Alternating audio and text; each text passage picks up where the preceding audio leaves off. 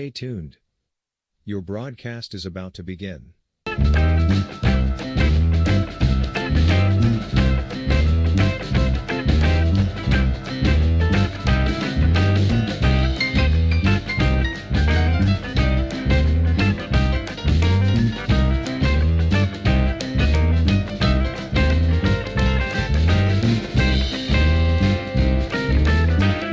Stay tuned.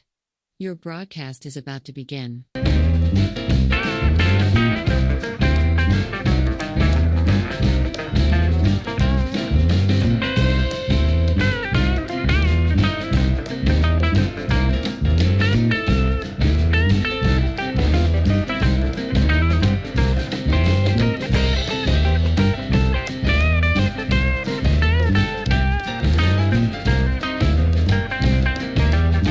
Stay tuned.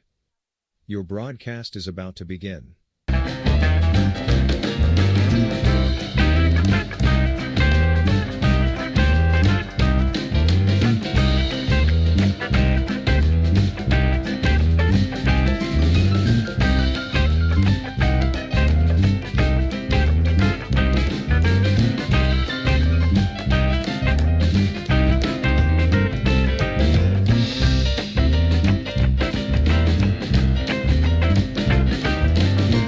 Stay tuned.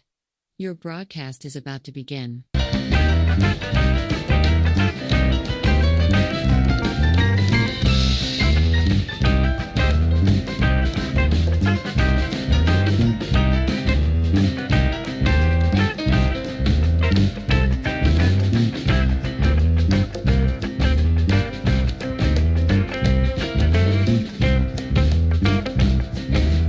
Stay tuned. Your broadcast is about to begin.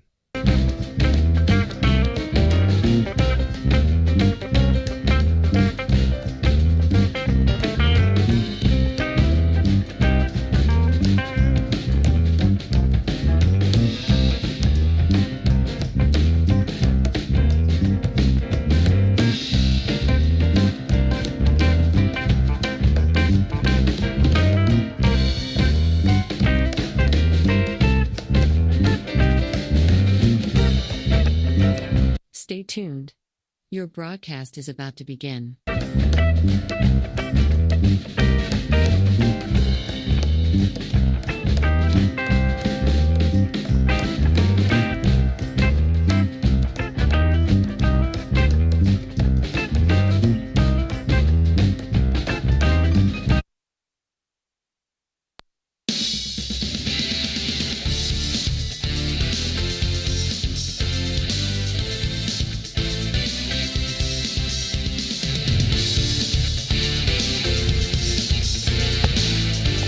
Live from Bennigans, High Valley Sports Online, bringing you the High Valley Bennigans Coaches Show. With Reno Suckoff, this segment brought to you by Fort Suba Maintenance. Here with Reno Suckoff, 4-0 Big Red.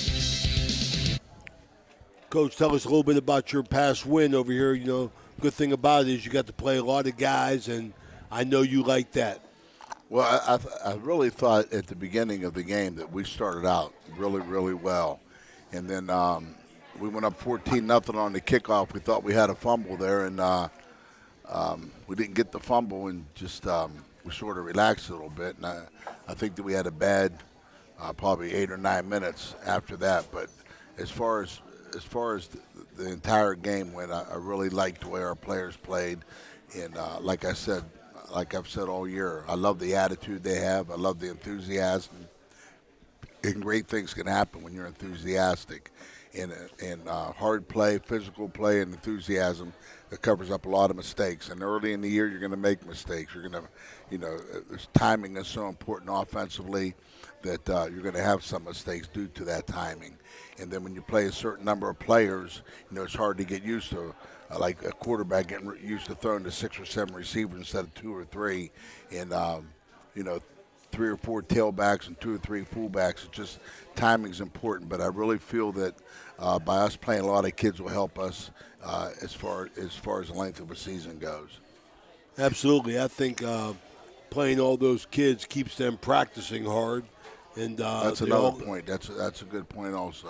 They get an opportunity to play. They take advantage of it, but sometimes that opportunity is too big for them, Coach, and they don't execute in the manner that you want.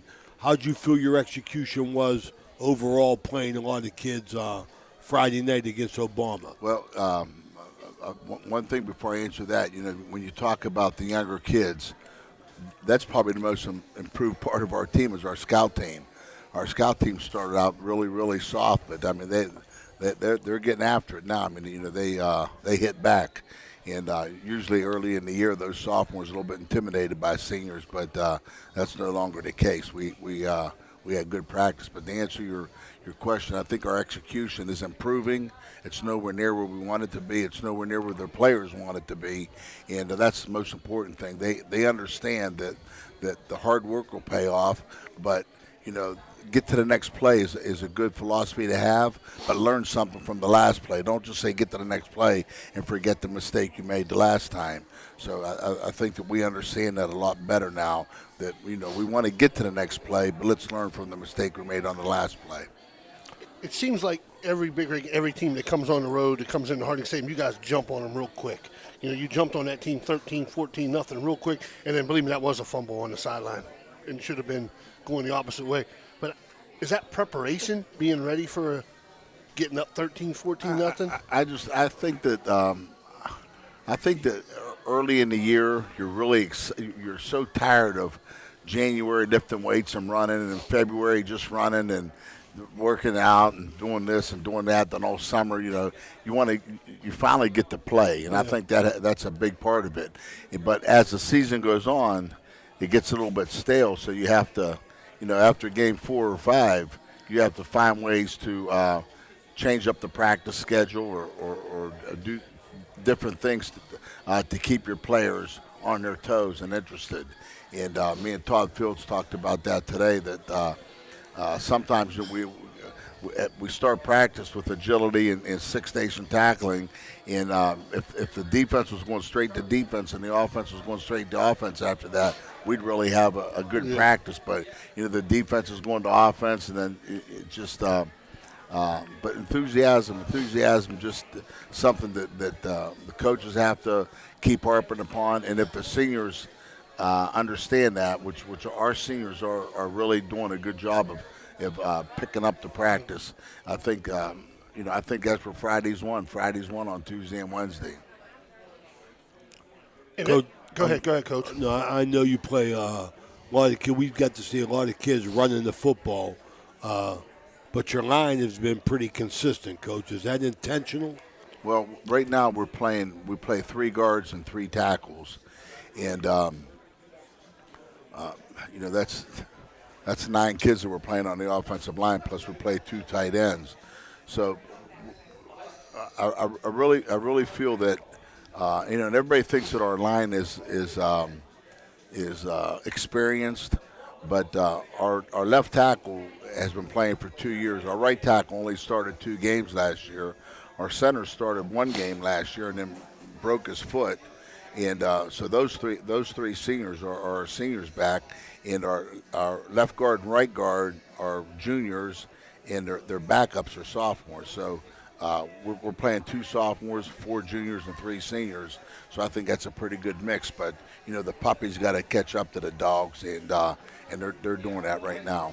Well, you talk about younger kids, and in all my times, I might be wrong in saying this, I'm not sure, but in all my years being associated with Big Red, this 4 years of Big Red, seniors, juniors, sophomores, freshmen, man, they might be as good as any 4 years I've seen. I mean, I think personally playing them young kids is getting them experiences like this senior group played as sophomores. So I think that there's 4 good football classes or athletic classes at Big Red right now. Am I wrong in saying that? Well, I'm only focused on this one. I think that we have a lot of talent, but talent is developmental.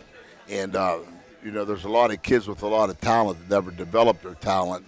And if we can just keep them work like our freshman team's a pretty good team right now. And if they stick together, that's important, sticking together. When you start out with, like, right now we have 19 seniors. They had 31 freshmen, okay? We have 21 sophomores.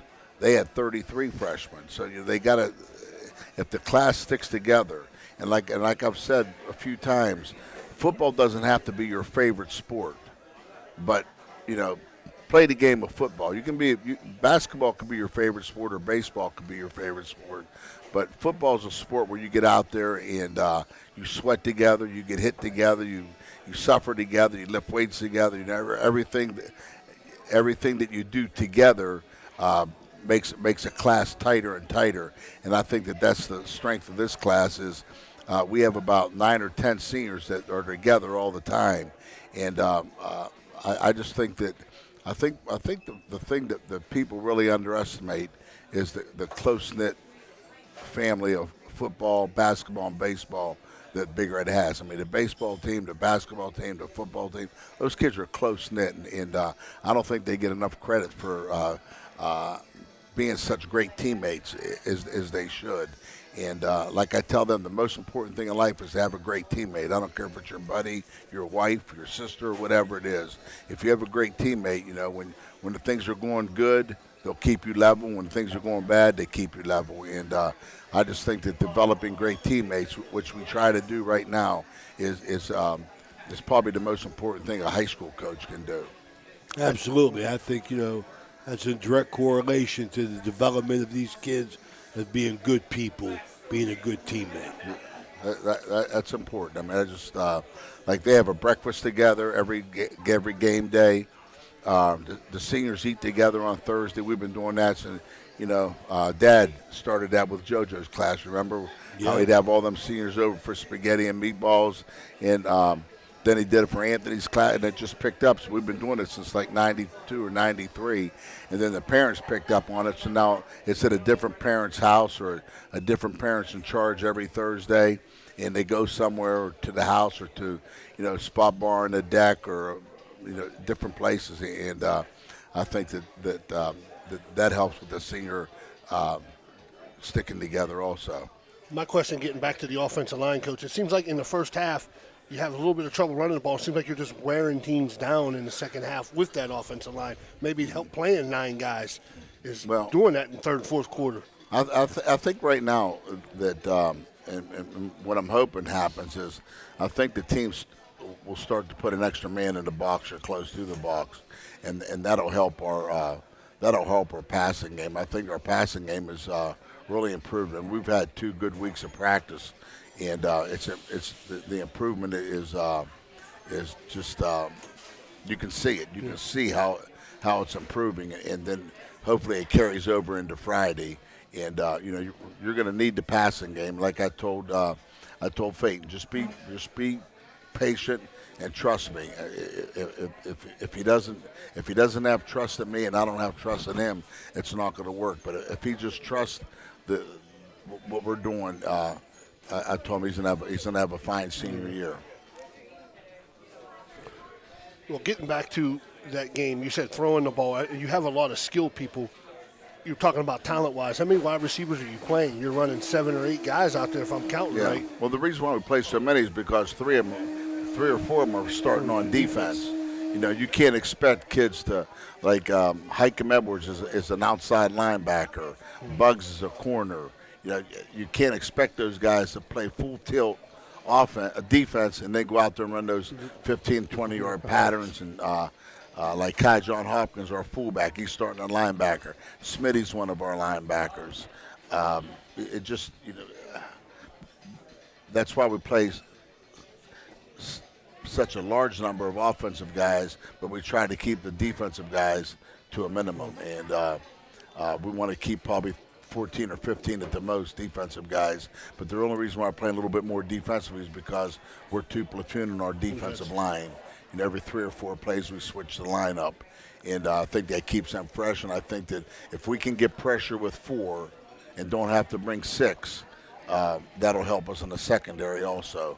And teams, we're going to play teams like Dover. Dover run the ball, Dover can throw the ball. Wheeling Park can run the ball, Wheeling Park can throw the ball. It's not going to be where you can gang up on them anymore. So we have to be able to defend the entire field for the next 3 weeks, and Lindsley follows them. So it's a 3 week.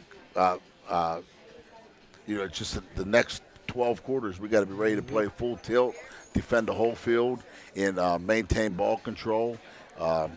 Complete third down and shorts and fourth and shorts, and the longer we keep the ball on offense, the fresher our defense is.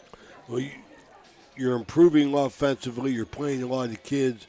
You're getting better defensively, and your specialty teams is much improved this year, I think. Well, our emphasis was on third and long, defending the quarterback, unscripted plays, and the kickoff team, because the kickoff team killed us last year in the last game. We gave up 259 yards of return kickoffs in just in the last game alone. So we knew we had to fix that. And, this week, last year, is when our 4-3 defense died. 4-3 cover 4 was put to sleep, and we knew that we had to change, but, we couldn't change in the middle of the year. So our coaches, offensive and defensive, we worked on this all off season, and I think that we're not where we want to be defensively. We're still vanilla, but we're going to start to add some little bit of chocolate to it and get a little bit of color on defense, and we don't think that we can play vanilla the whole time, and we got to get some blitzes. We don't have to have exotic blitzes, but we have to do some different things to change up and make sure that our opponent's offensive line is ready to defend different things. So but we've added something every week, and hopefully we're not adding too much, because it's new for everybody. It's new for everybody, the staff, the players, everybody. And so we just take baby steps right now. All right, Coach, we're going to take our first break. This is Coach Reno Suckout Show, brought to you by Fort Steuben Maintenance. We'll be right back to talk about this week's opponent, the Dover Tornadoes. Got a sidewalk that needs replaced, or maybe your roof is leaking? How about some new windows? Who do you call? Fort Steuben Maintenance, that's who. Commercial or residential, they can handle most any project, big or small. They also do new construction and renovations. So get a free estimate by calling Fort Steuben Maintenance today and get them started on your next project. 740-283-4890 for Fort Steuben Maintenance. Want to become a sponsor of this online sports broadcast? It's easy. Look us up on Facebook under Ohio Valley Sports Online. Drop us a message right on our wall, or shoot us an email. More bang for your buck. Why? Because it's not radio. It's an online internet sports broadcast with unlimited and endless potential for you. Why settle for less when you can advertise with the best? Ohio Valley Sports Online. Question. When you walk into the boardrooms of the most successful companies here in Ohio, who do you meet? Answer. Men and women who played high school sports. Education-based high school sports give us more than athletes we can root for. They give us leaders we can depend on. Question. So where will we find tomorrow's leaders? Answer. High school sports. This message presented by the Ohio High School Athletic Association and the Ohio Interscholastic Athletic Administrators Association. Fort Steuben Maintenance should be your first choice when it comes to any and all construction projects, whether it's commercial or residential. Make Fort Steuben Maintenance your first call. You can rely on them to be the experts when it comes to roofing, concrete, plumbing, carpentry, just about any job that needs done. Fort Steuben Maintenance, they're fully licensed and bonded, and will even give you a free estimate. Fort Steuben Maintenance. You want the number? 740-283-4890. More and more these days, it feels like sports are losing out to hype. Who dissed who? Who signed the fattest contract? Who got busted for cheating? Lost 2 is the unique capacity sports have to inspire us, to unite us. Well, great news, sports fans. Sports are still being played for the right reasons. They're still as entertaining as they are character building. You just have to know where to find it. And you only have to look as far as your local Ohio high school. The place where the games are exciting, concessions are affordable, and the parking is free. Where the emphasis is on hustle and heart. instead of hype. If you prefer real, honest-to-goodness sport played for all the right reasons, you'll find it at your hometown high school. High school sports. Games are being played this weekend at an Ohio high school near you. Okay, everybody, who's in?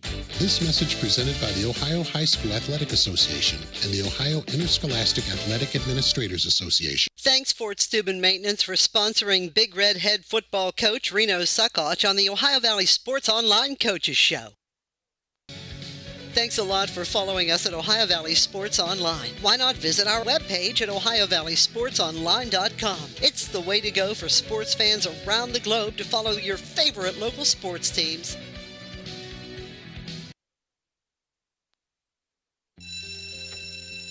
It may not require a textbook, but it's filled with valuable lessons. It may not take place in a classroom, but it's an ideal environment for learning. It may not involve a diploma, but it can help prepare Ohio's young people for life. It's high school sports. High school sports can play a critical role in a student's overall education. In fact, studies show that students that participate in high school sports are more likely to enjoy greater levels of achievement in their academic lives. If you think high school sports are only about competition, think again. Better yet, think about attending a high school sporting event in your community. You'll be amazed by what you see. Call up his next. High school sports. I got music in my ear, Danny. A winning part of a complete education. There you go. Welcome back to Bennigans here with Coach Reno Suckoch Show. We're going to talk about this week's opponent, the Dover Tornadoes. Well, Coach, you're becoming real familiar with Dover. You played them a lot in the last 6 or 7 years. I know they've been on your schedule. You played them in the playoffs. Probably have a familiarity with Coach If and Dover. What are they going to bring Friday night that's going to be? I know they used to throw it 100 times a game. Now they're running a little bit, just reading on their stats. Well, you know football. You know how well coached they are, and I don't care if they're running it or throwing it. Their kids are going to be well coached, well disciplined. Coach If does. I mean, Dover's won since the 1900s, but he's brought them a step above. I mean, they're not just a football team that plays a good schedule. They're a football team that schedules and carries on even further to week 12, 13, and 14. And I just respect the hell out of him for that and their players. And I'm sure that he has the same amount of respect for our team, and that's what makes this rivalry so good. I mean, I don't care what it is, you got to be ready to go 48 minutes against them. Coach, they were usually a five-wide team and spread you out. This year they seem like run the football, play action, They're pass. a half-wide team now. No, they just, and that's a credit to them. They've gone with. They're doing what their talent allows them to do, and they have a physical offensive line. They have two good running backs, and their quarterback is not the thrower that the other ones were, but he's a football player. He's a starter on defense. He's probably up there in the top 3 or 4 tackling, and he plays defense, he plays offense, he runs the ball, he throws the ball, and I think that he does it. I look at him as probably their best player. What do you expect them to do offensively, Coach? Run and play action pass, and defensively they do what they do, and that's a story with them every year. They do what they do, and they don't care what you do. They do what they do, and that's a credit to them. They make it work. Well, getting back to them, I know I just read in the paper 3 straight losses to them. That doesn't happen too much here at Steubenville High School. I think the last 3 times you played Dover, they've won. Is that true? I don't think. We beat them the regular season, and then they beat us in the playoffs. Then they beat us last year. Okay, so they must have been going for 3rd in a row. Talk a little it about. Might be 3 in a row after this week. We won't talk about that. But it isn't 3 in a row yet. But you brought up their schedule, and their schedule is pretty daunting. You look at it; they're not afraid. Here's what I think about Dover. Dover's a good football team that does not belong in Division II. Yeah. I don't know how their numbers get to where they're Division II. They're a good, solid Division III team that's playing in Division II, and how they got stuck there, I don't know. Just probably how we got stuck in Division III. They're a good football team. and they'll win a couple games in Division II also. Yeah. They'll win a couple playoff games because of their coaching. And but I think that they're a solid football team. And, we just have to play a solid 48 minutes of football. We know that. They know that. Our kids know that. Their kids know that. And that's why the game is so interesting. And you talk about last year, it was 7-0 with 7 minutes to go in the half. And at the half, we're losing 10-7. Yeah. So that's how quick things can turn around. They had a lot of speed, Coach. Because your son had that ankle injury. Why you gotta go there? I was on the sideline for that game, and they had a lot of speed. Can they match that speed again this year? I don't know if they can match that speed, but speed's great, and speed's a great thing to have. But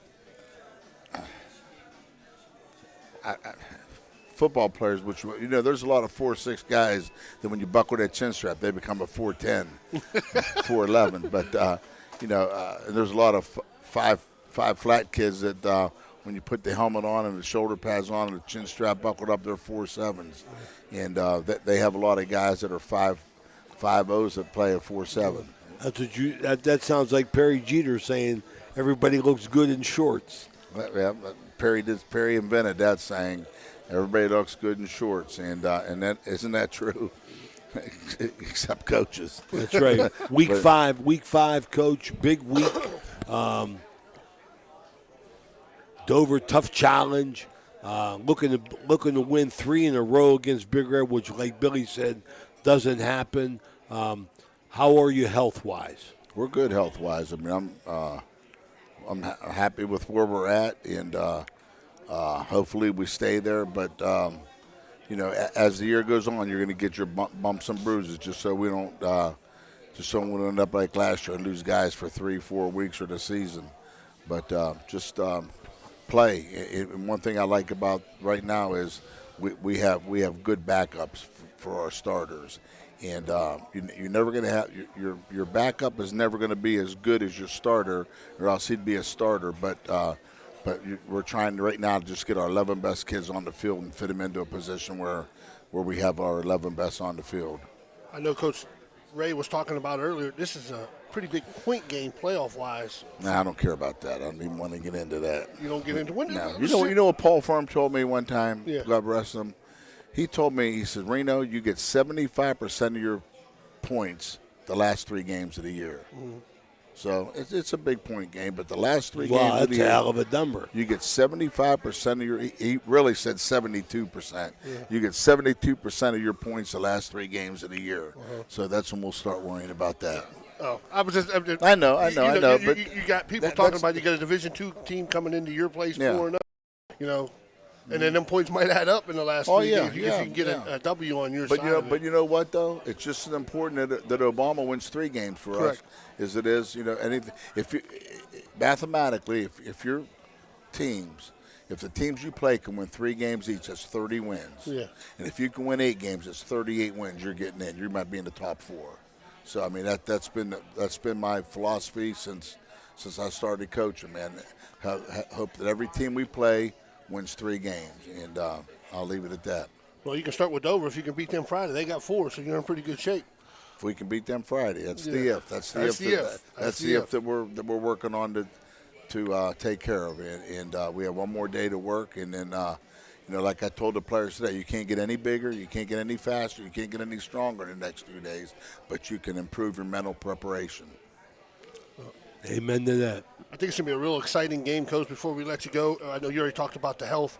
How is your relationship with Coach If? I seem like you guys. He's a good guy, man. He was on the board with me for. He's a good guy. Great family. His daughter married Zach Bruni. He's the coach down at Wheeling, and and I'm real good friends with it. It's just a great relationship, and we went to their wedding and things like that. I mean, it's a good thing, but for 48 minutes, he really stares at me like he really doesn't like me.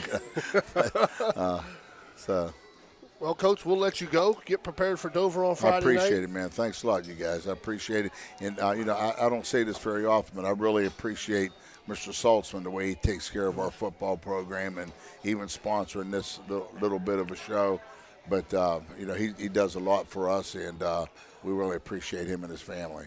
Well, we're glad to have you. You're on our team now, so you said you're going to do some basketball games. We'll have to check it out and see how you do. I know you did pretty good in baseball. There's a saying that you can't steal first in baseball. You got to. Well, you know what? Jason Jenkins perked up over there. He said, "What? I think you could steal first. You can't steal first. I think you could steal first. You can't? We lost a state semifinal game stealing first on a strike three, missed by the catcher. Went down to first. That's stealing first. That's an error. No, that's stealing. There's a baseball coach over here. I don't care. Colopy's second best out there. Okay. All right, Coach. He ain't better than who's that guy that coached third base? Who's that guy that coached third base for him? Who's your third base coach? Corey Wick. No, the guy before, the older guy. Oh. No, I can't remember his name. The older guy. I thought it was Wickham for a while. No, it's yeah, Marcus. Okay. He hates Big Red Man. Oh, God. All right, we'll let Coach go. We'll be back here with Edison's head football coach, Mike Colopy. See you, Sack. Bye-bye.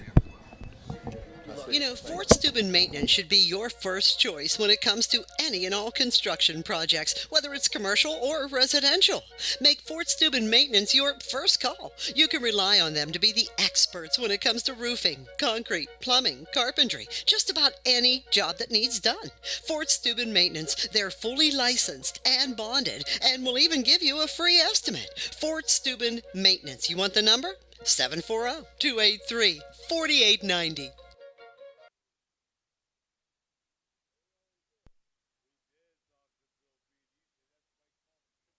Everhart Bow Funeral Home, they believe you should take care of your loved ones while you still can. Pre-planning at Everhart Bow ensures that your family won't have to worry about the stress of final arrangements during this most difficult time. More importantly, they won't have to worry about how they'll pay for it. Visit Everhart Bow Funeral Home today and discover all the affordable options available. Everhart Bow Funeral Home, Wintersville, Richmond, and Burgolds.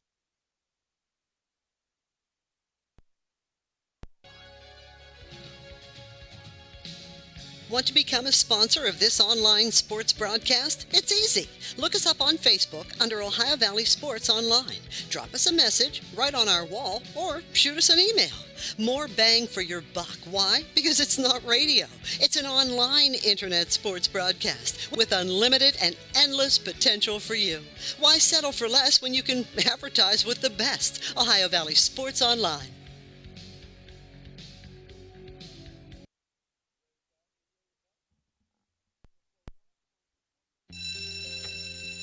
It may not require a textbook, but it's filled with valuable lessons. It may not take place in a classroom, but it's an ideal environment for learning. It may not involve a diploma, but it can help prepare Ohio's young people for life. It's high school sports. High school sports can play a critical role in a student's overall education. In fact, studies show that students that participate in high school sports are more likely to enjoy greater levels of achievement in their academic lives. If you think high school sports are only about competition, think again. Better yet, think about attending a high school sporting event in your community. You'll be amazed by what you see. High school sports, a winning part of a complete education.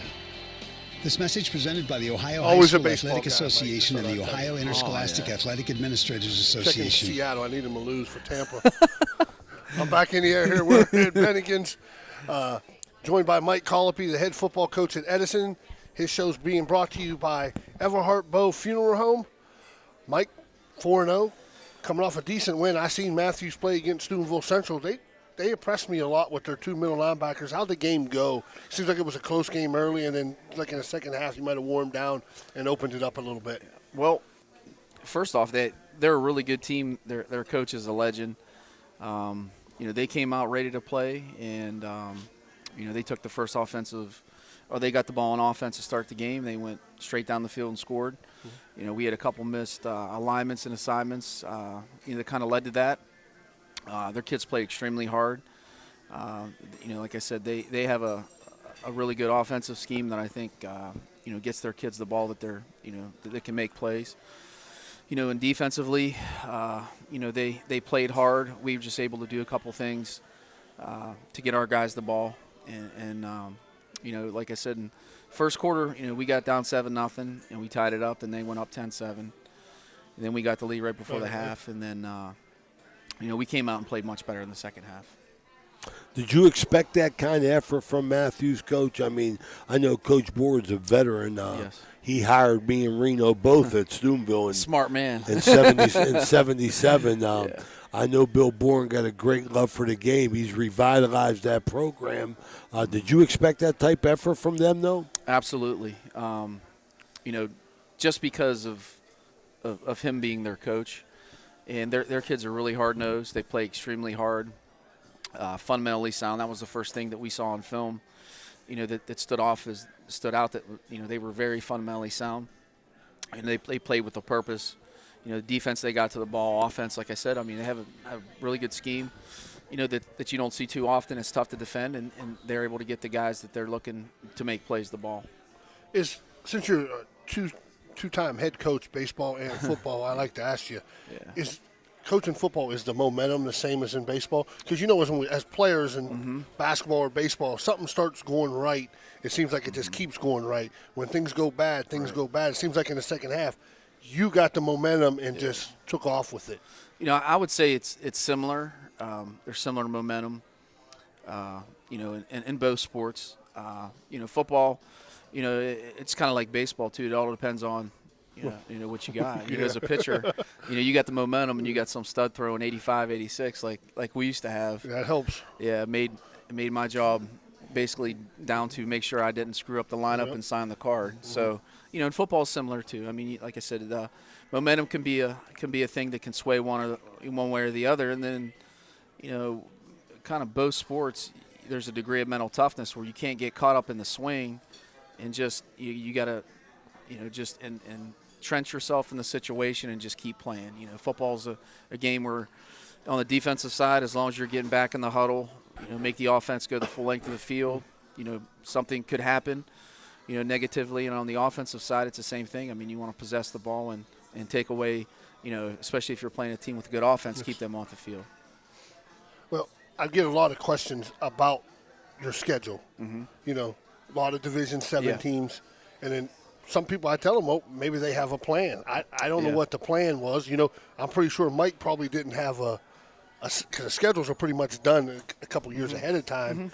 So, a lot of people say, well, they're winning, but they're playing Division 7 schools. Right. What's the difference, Explain it to the people so they can understand. Because I get asked that all the time. I go, I don't know. Right. First and foremost, anytime you do you're doing a schedule, you do what's best for your kids and for your program.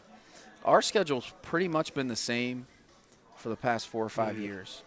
And, people are going to say one way or the other. Yeah. And those are all things that, we can't control what anybody else says. All we can control is, how we prepare and what we're asking the kids and what the kids need to do. But, the schedule is the schedule. And I agree with that, Coach. The schedule is the schedule. You play who's on the schedule and you prepare for who you're going to play. That's not yours to decide. In the future, you make an adjustment here and there, but scheduling is an art. It's an art. I believe that. I think I like the opening statement, what you said.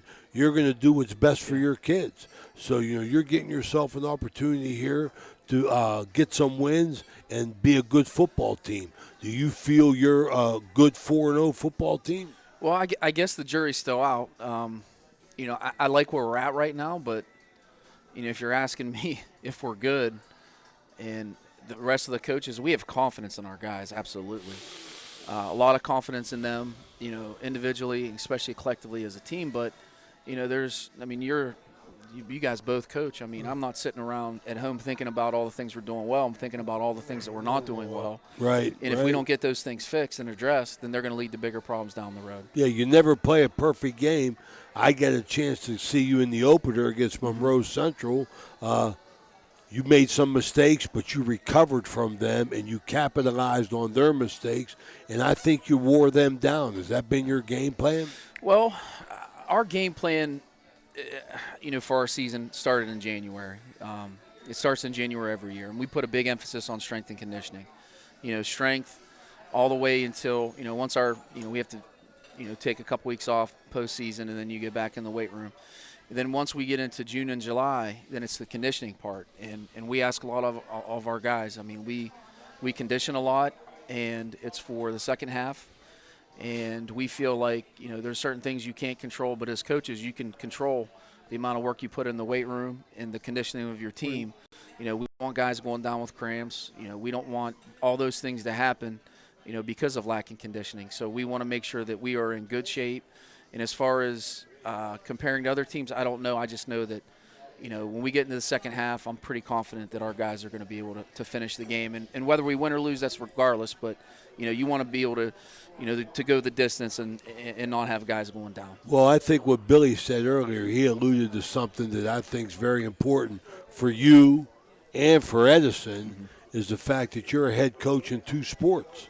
And I think you got a lot of influence there over the kids because you're interacting probably with more kids than the average coach in football and baseball. Do you see Edison having a lot of kids playing multiple sports? Yes. To answer your question, yes. We've had a lot more kids that are playing multiple sports now versus, go back like 15, 20 years. And part of the reason is we as coaches put a lot of emphasis on multiple sports. When we were a bigger school, we, especially when I was an assistant under Coach Beatty, we encouraged them. But there were so many kids that, we had a lot of baseball only or two-sport guys. We have a lot of three-sport guys now. Right. And, as far as baseball and football, yeah, I mean, we're at the point now where we have a lot of baseball players that are playing football, and that's from the ground all the way up, which is a good thing. Absolutely. And the reason why I say that is because I think schools are successful in multiple sports when they get kids playing multiple sports because nobody has the kids that they used to have. It used to be, like, okay, he's going to play baseball. Hey, like Steubenville Big Red had a guy that could have been a record breaker in football. Yeah. He played basketball and baseball. Mm-hmm. I think I had something to do with that, but now he's in the major leagues. So I think his path was determined right away, but he probably could have been, and I talked to him, recently, and he could have been a star quarterback. Yeah. I mean, our buddy Jason, he wouldn't have been quarterback. Yeah. I mean, Hoove would have been quarterback. Right. So I really, really feel the need for kids to play multiple sports. I don't think anybody is in the situation where they can have a kid play one sport. Nobody has those kids anymore. And I think you have a big influence on Edison, and you're doing a good job. I wanted to tell you that.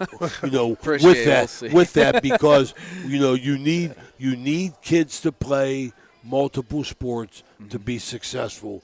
Because I'll tell you, I've been around some of the best coaches in the country, but you need some talent to win. You need talent to win. The thing that and you guys, you and I are close in age, and you were coaching. You didn't coach me, but you could have. I was coaching at that time. Coaching, yes, but I think there was a swing for a while where parents that thought their kids were really talented in one sport wanted them to focus on one sport. And the good thing is I think there's a lot of research and a lot of people of influence, whether it's a college coach, college football coach, college baseball coach, or even just sports med guys that tell you that the worst thing that you can do from a medical standpoint is play one sport because you're using the same muscles year-round. You're going to open yourself up, to be more susceptible to injury. And then on the other front, you have college coaches that tell you, whether it's football or baseball, we love multiple sport athletes. Absolutely. That's what they look for because those guys are competing every single season. And, they're not concentrating and honing their skill in one area, but they're competing. And that's the one skill level. Once you go to college, Ella, you know how it is. Yeah. You go to college, you're the same as everybody else. You think you're you're this guy. I know I found it when I went to school. I thought, well, I'm going to show up and be one Everybody's of the top. as good Everybody as the you. same. It comes down to work ethic and competition. Absolutely. So. It does. That's a good point. When you go to college, it's a different. And we use Hoove as an example. Yeah. He was an all-state baseball player. He goes to Kent. He didn't play his first year. You don't play. You gotta work and get better at it. I agree with you, Mike. Maybe Kelly's not happy with you coaching two sports, right? She's okay, except when our grass becomes high. over a foot high, and I have to call somebody. Call to cut Jason. it. Jason ain't cutting no grass. I called my man Ryan Dorn. He's going to come out and cut it. Oh, God bless Ryan, man. Yeah, he's back on track. He's got a company, and I had to tell her. Yeah. And I said, Kelly, I'm just letting you know I'm going to have someone cut our grass. And she says, well, I'm not paying for it. And I says, I'm going to pay for it. Yeah. My labor, my money, so to speak. But no, she's good with it. I mean, both her and the girls. I mean, it's the sports are similar but different. But at the end of the day, coaching's coaching, and you got to put in the time. So. All right, Mike, we're going to take our first break. We'll be back here, and we'll talk about this week's opponent tomorrow, Thursday night game, 7 o'clock, the Steubenville Catholic Crusaders.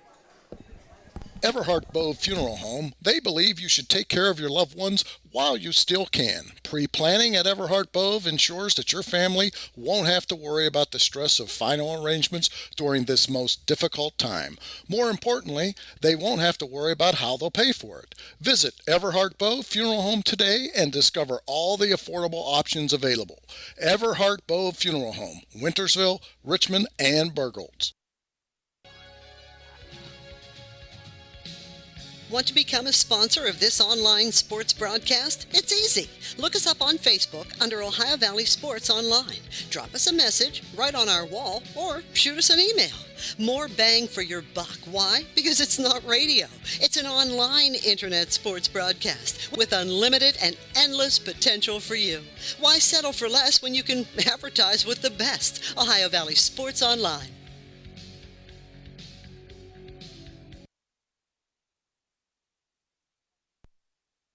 31. They got to get down probably, I'd say, around the 20-yard line. How do you define strength? Is it physical? Or is it mental? Maybe it's both. Maybe it's whatever empowers a person to dig deeper, fight harder, and overcome obstacles that once seemed insurmountable. Discover how much stronger and more confident your children can be. Encourage them to participate in a sport when they go to high school. This message presented by the Ohio High School Athletic Association and the Ohio Interscholastic Athletic Administrators Association.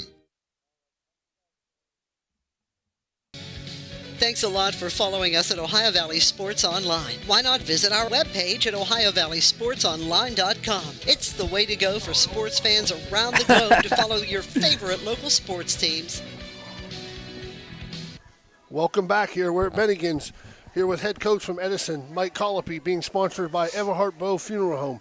Well, Coach, rivalry game tomorrow night. Steubenville Catholic Central, you guys have started this rivalry up. How long now? 5-6 years you've been playing each other now? Central's coming in at 1-3, but you can probably throw the records out in the rivalry game. Sure. They're well coached. Coach Meek has been around forever. Yeah. And, he's always had really good programs, very fundamentally sound discipline. Players play hard, as far as what they do. Like I said, they're, special teams-wise, they're really sound. Defensively, they're aggressive. And offensively, it's multiple, so it's a lot to prepare for. Coach, it was always an emotional thing for me, coaching against our alma mater. I loved it. I loved the angry fans yelling at me that I would see, and it really, really motivated me to beat their brains in. How's that affect? It affects everybody. Reno didn't make an issue out of it like I did. My attitude was, a little bit more of the aggressive side. How you feel about it personally? It can't be just another game for you. Well, it's different. I was on the other side when people were throwing stuff at you, and remember anybody that went to Central, graduated there, and coached and taught at Big Red. It was something where, as a student, you were always reminded of. Absolutely. So as far as the other side, it's I'll be honest, as the years have gone by, I've been at Edison for 20-some years, and, it's definitely different. It was weird at the beginning, I'm not going to lie, when I was younger, because I was still really close and attached to the school. And I don't, like I said, I don't really have, that many connections.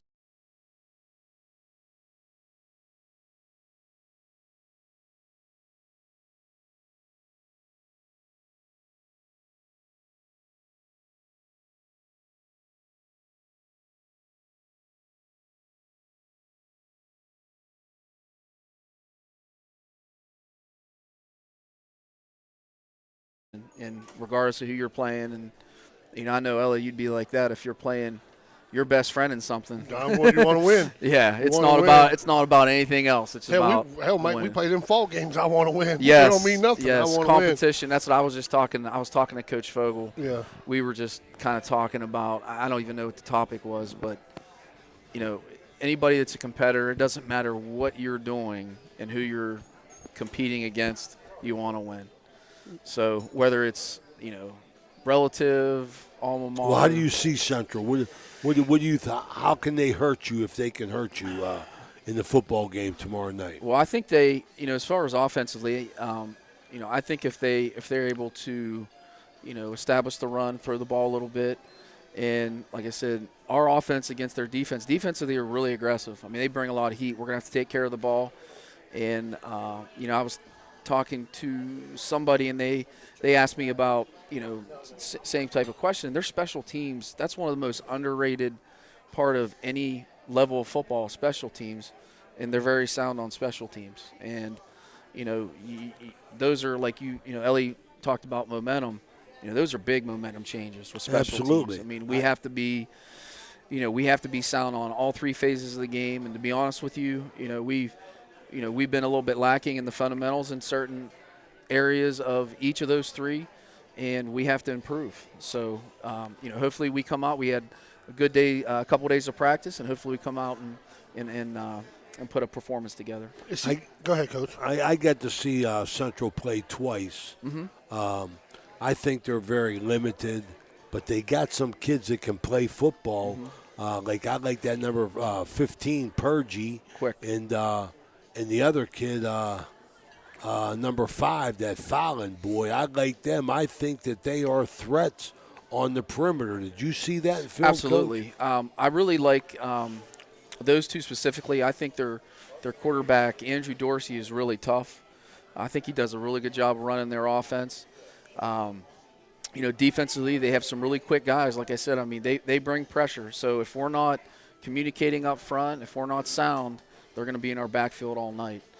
So, how you feel about your football team going into this game on Thursday? I'm confident, but as a coach, there's always you're confident, but then the night before a game, you start thinking. I think I heard one of the college coaches talking, and no matter how prepared you are, you always think you're not prepared enough. You sit up at night and you start thinking of scenarios and.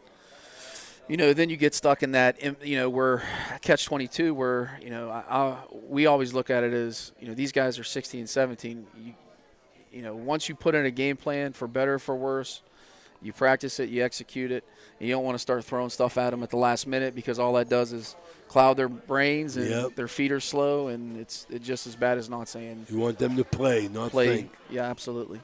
Going into the 5th game, Mike, how's your health-wise football team? I mean, we're as healthy as probably anybody else. I mean, we have guys that are banged up, but I was just talking to Coach Sack, and it's football. You're going to have guys that are going to be banged up, and our kids have done a good job of taking care of themselves, and hopefully we can avoid anything major as the season goes on. But like I said, it's football. You always have to be 2 steps ahead. If this happens, then who's our replacement? What does that do? Is that 1 position, 2 positions? So. Hopefully, like I said, we continue to, to go from week to week with, without losing anybody major. Now, I know we talked to Reno a little bit about it. Reno's been doing it for a long, long time. How do you, getting into week 5, do you start looking at playoff points and see where you're at and see what you need to happen? I know everybody's talking about getting in the top 4. You get 2 home games. How do you guys approach that? Well, I can tell you that we met with the kids on Monday, and we went over a list of 4 or 5 things that we needed to do for the remainder of the season. That was the first thing we put on there was, you know, we're not going to, the playoff word is not going to be in our language, because it doesn't really matter what anybody else does. At the end of the day, all we can do is control what we do, and that's our, you know, approach to practice, being in the moment that day, worrying about stretching when you're stretching. If it's individual, you know, focusing on your individual. Because, I mean, I just believe if you get wrapped up in all the stuff that's around that everybody else, like the fans, like to get wrapped up, you know, your mind's not where it needs to be, you know. And I've heard Coach Sack say it all the time, man. If you're looking back or looking ahead, the president's going to smack you right in the face. And we have to be ready for, you know, for whatever we need to do every day, and not worry about playoffs or rankings or. It's just all so that tough stuff. with social media. Sure. Because if you get, everybody's got one of these days, and you click on it, and it's right there. I mean, it's right there. You know, so yeah. As a 16-year-old kid, we all want to compete. You know, they're looking. Oh, sure. You know, but we're, you know, we're emphasizing that, and hopefully, whatever degree that they were doing it before, hopefully they're not. You know, the one thing that I'll say about our kids is they've worked extremely hard starting in January, and they were, you know, we put them to a test, and they've answered everything. They've done everything that we've asked them to do, and that's the, you know, Coach, you know it as a coach. I mean, the biggest fear that you have is, I mean, you're dealing with 17-year-old kids. You know, you're worried about what they do outside the 2 hours you got them in practice. And then you worry about where their minds are going to be, because once they leave you, you know, they have friends, they have family, and everybody's in their ear. And what they're telling them, and that was another thing that I put down, we put down on the paper, was to ignore the outside noise. Yeah, ignore the noise. Because the noise gets louder, you know, whether it's, you know, this person, you know, this person needs to do this, or you guys need to do this, or playoffs, or this or that. It's really, all that is rat poisoning, as Nick Saban says. Absolutely. I mean, it's just, you're coaching. It pollutes everybody's mind, and it gets you further away from your goal. And our goals, you know, we don't have goals like do this. Our goal is to get better every day. And that's the simplest goal, but honestly, it's the hardest thing Well, I to do. think that's what me and Billy were alluding to whenever we were talking about being 4-0, and I think looking down the line, I mean, I think that you have an opportunity to be favored in your football games, so keeping your kids grounded every week, because in my opinion, I mean, the biggest fear for me is being ready every game. You know, Absolutely. You have to be ready every game. You can't overlook anybody. You know, if Central is a rivalry, then you got to hope that helps your kids get ready, because sometimes as a coach, you look at them and you wonder, are we ready? Yeah. You know, Absolutely.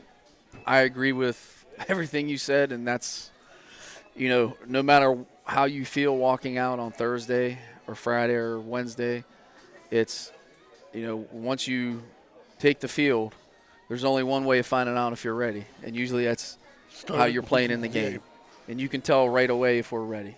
Thanks for your time. All right, Coach. I really appreciate it, man. Good luck for the rest thank of the you. year. I really appreciate it. Good luck tomorrow, Michael. Thank you.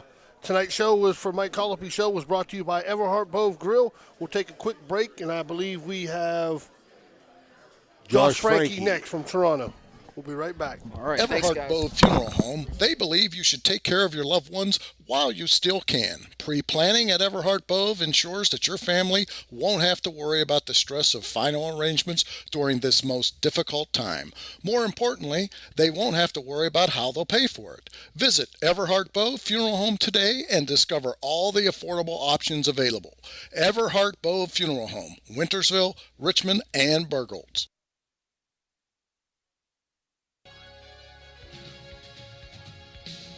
Want to become a sponsor of this online sports broadcast? It's easy. Look us up on Facebook under Ohio Valley Sports Online. Drop us a message right on our wall, or shoot us an email.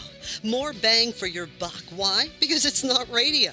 It's an online internet sports broadcast with unlimited and endless potential for you. Why settle for less when you can advertise with the best? Ohio Valley Sports Online.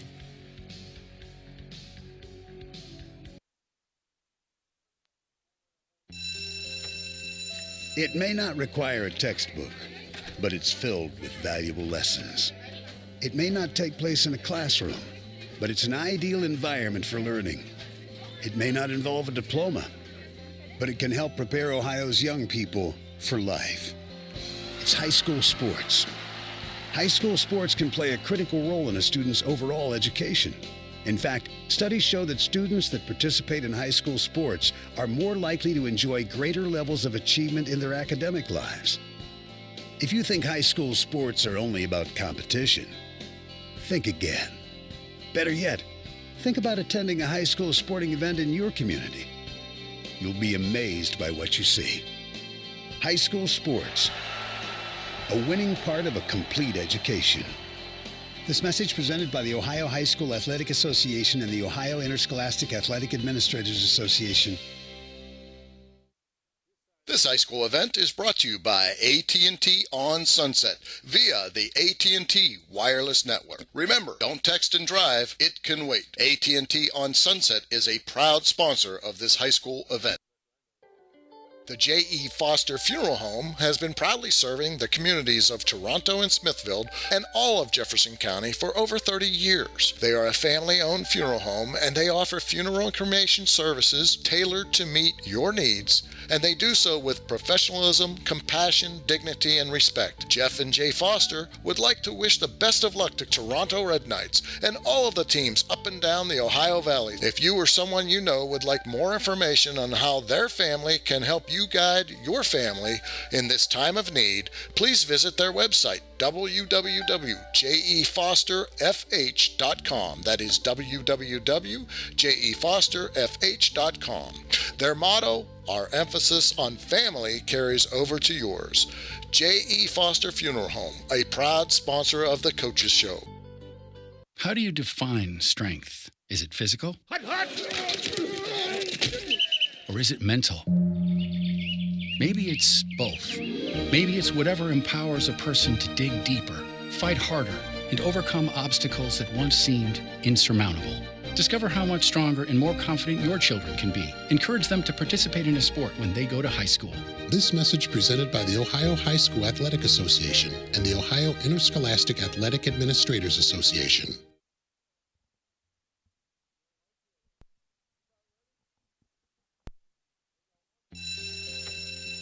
It may not require a textbook, but it's filled with valuable lessons. It may not take place in a classroom, but it's an ideal environment for learning. It may not involve a diploma, but it can help prepare Ohio's young people for life. It's high school sports.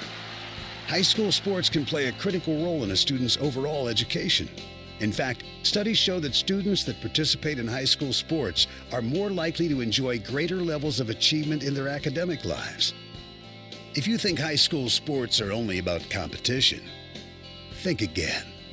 Better yet, think about attending a high school sporting event in your community.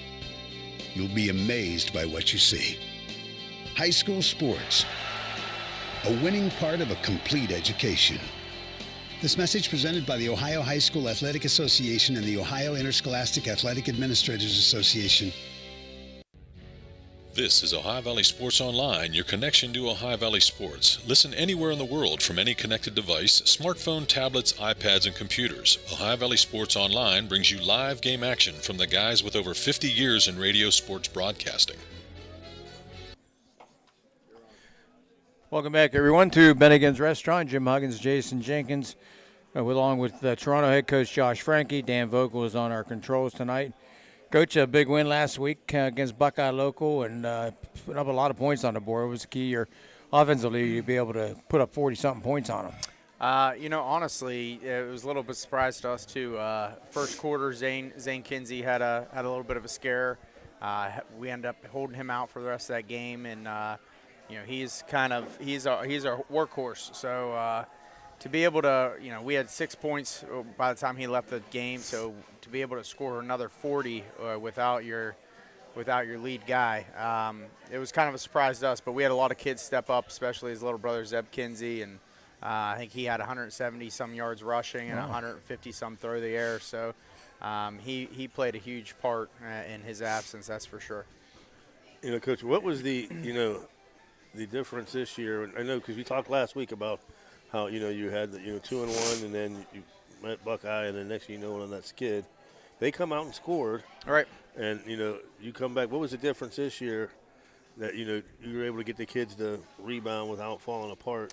I think, here we go again. Yeah, honestly, I think it's a couple of different things. I think number one, just being a year older, having a lot of those kids that were on that team and they were, they're playing that game last year as freshmen and sophomores, having them back this year and having went through those growing pains and knowing what kind of experience that is, that kind of plays into it a little bit. They knew they kind of had to respond, but I think the other part of it is these kids are hungry. This is a hungry football team. They've put a lot of work in the off season. They feel like they've done enough that they deserve a lot more than what they got last year. So I think this is a very hungry football team. You're not going to see them tuck tail and run, and that's not the mentality of this team. So I think those two things definitely play into that. Well, your offensive line obviously did a great job at opening up some holes that let your backup tailback get 170 yards. Going into that game, your offensive coaches, especially your offensive line coach, what was he telling the kids that this is what we've got to do to exploit Buckeyes' defense and open up those big holes? Right. Well, I think the major thing is the fact that our offensive line coach challenged our offensive defensive lines throughout the week, and said, hey, listen, this is a big front. They got big linebackers. We find our success on the ground, and, this game's going to be all dependent on you guys up front. And Zeb actually got 170 yards rushing from the quarterback position. Our backup tailback still had 70 on the ground. Spencer Board, who's a sophomore, and he did really well too, ran hard. But again, I think the offensive line knew the test was ahead of them. They knew that game was kind of, it was going to be on their shoulders, and they definitely responded. It was a nice job by Zeb there, stepping up in a, big situation when his brother went down. They could have right then and there folded. Sure. But, Zeb took on the leadership role, as a young kid. Zeb's Sure, a sophomore. Sophomore, yeah. And so. I mean, listen, when I got the word from the trainer, like, hey, just out of precautionary reasons, we're going to hold Zane for the rest of this game, just make sure he's okay. I looked at Zeb and I said, it's on you now. Like, you got to win us this game now. And boy, did he ever respond to the call. I mean, he hit Philby and Boucher deep for probably 2 50-yard bombs, and he really looked the part. He if he keeps progressing and keeps getting better, I think he could be really something special. Let's talk a minute about your defense. Buckeye usually comes into games. They haven't had a lot of success over the last 10 years maybe on the football side of things athletic-wise, but they're always known for having some hard, big kids and Sure. hard-nosed kids. And, they try their hearts out. I think sometimes they just don't get the results that they want. But when you go into a game like that, you know that they're going to be a dangerous team because Sure. they're really – even though it's only the fourth week of the season, they really don't have anything to lose at that point. Right. Well, and listen, and that's I was a little worried. I'm not going to lie. I was worried about this game. I told everybody that said, oh, well, look at Buckeyes' record. The two teams they lost to were undefeated teams. Right, Right. right. And they're good, they're two really good undefeated teams. So I knew we were in for a test. I knew they were big and physical up front, and that was really going to test us. But again, they have two backs that are big, in Palmer and Hoover, and they run downhill behind their pad level. And then, their quarterback Ebright is really an athlete. He can get you out in space and really hurt you. So our linebackers did a phenomenal job. Seth Thomas is playing, his heart out. He's really coming downhill, filling gaps. He's seeing the offensive play as it's happening, and his reaction time's gotten really good. So we had some really good linebacker play last week.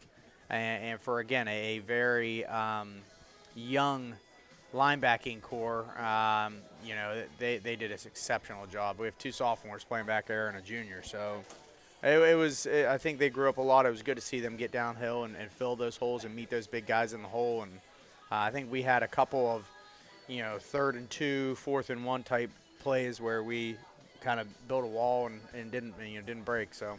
That Hoover kid, isn't that the one that we saw a couple of years ago against Catholic Central? He was first team All-State. Not first team, he was All-State last year as a junior. Yep. Yeah, I mean, he's a big boy. And his dad's the coach now. Correct. Yes. Yeah.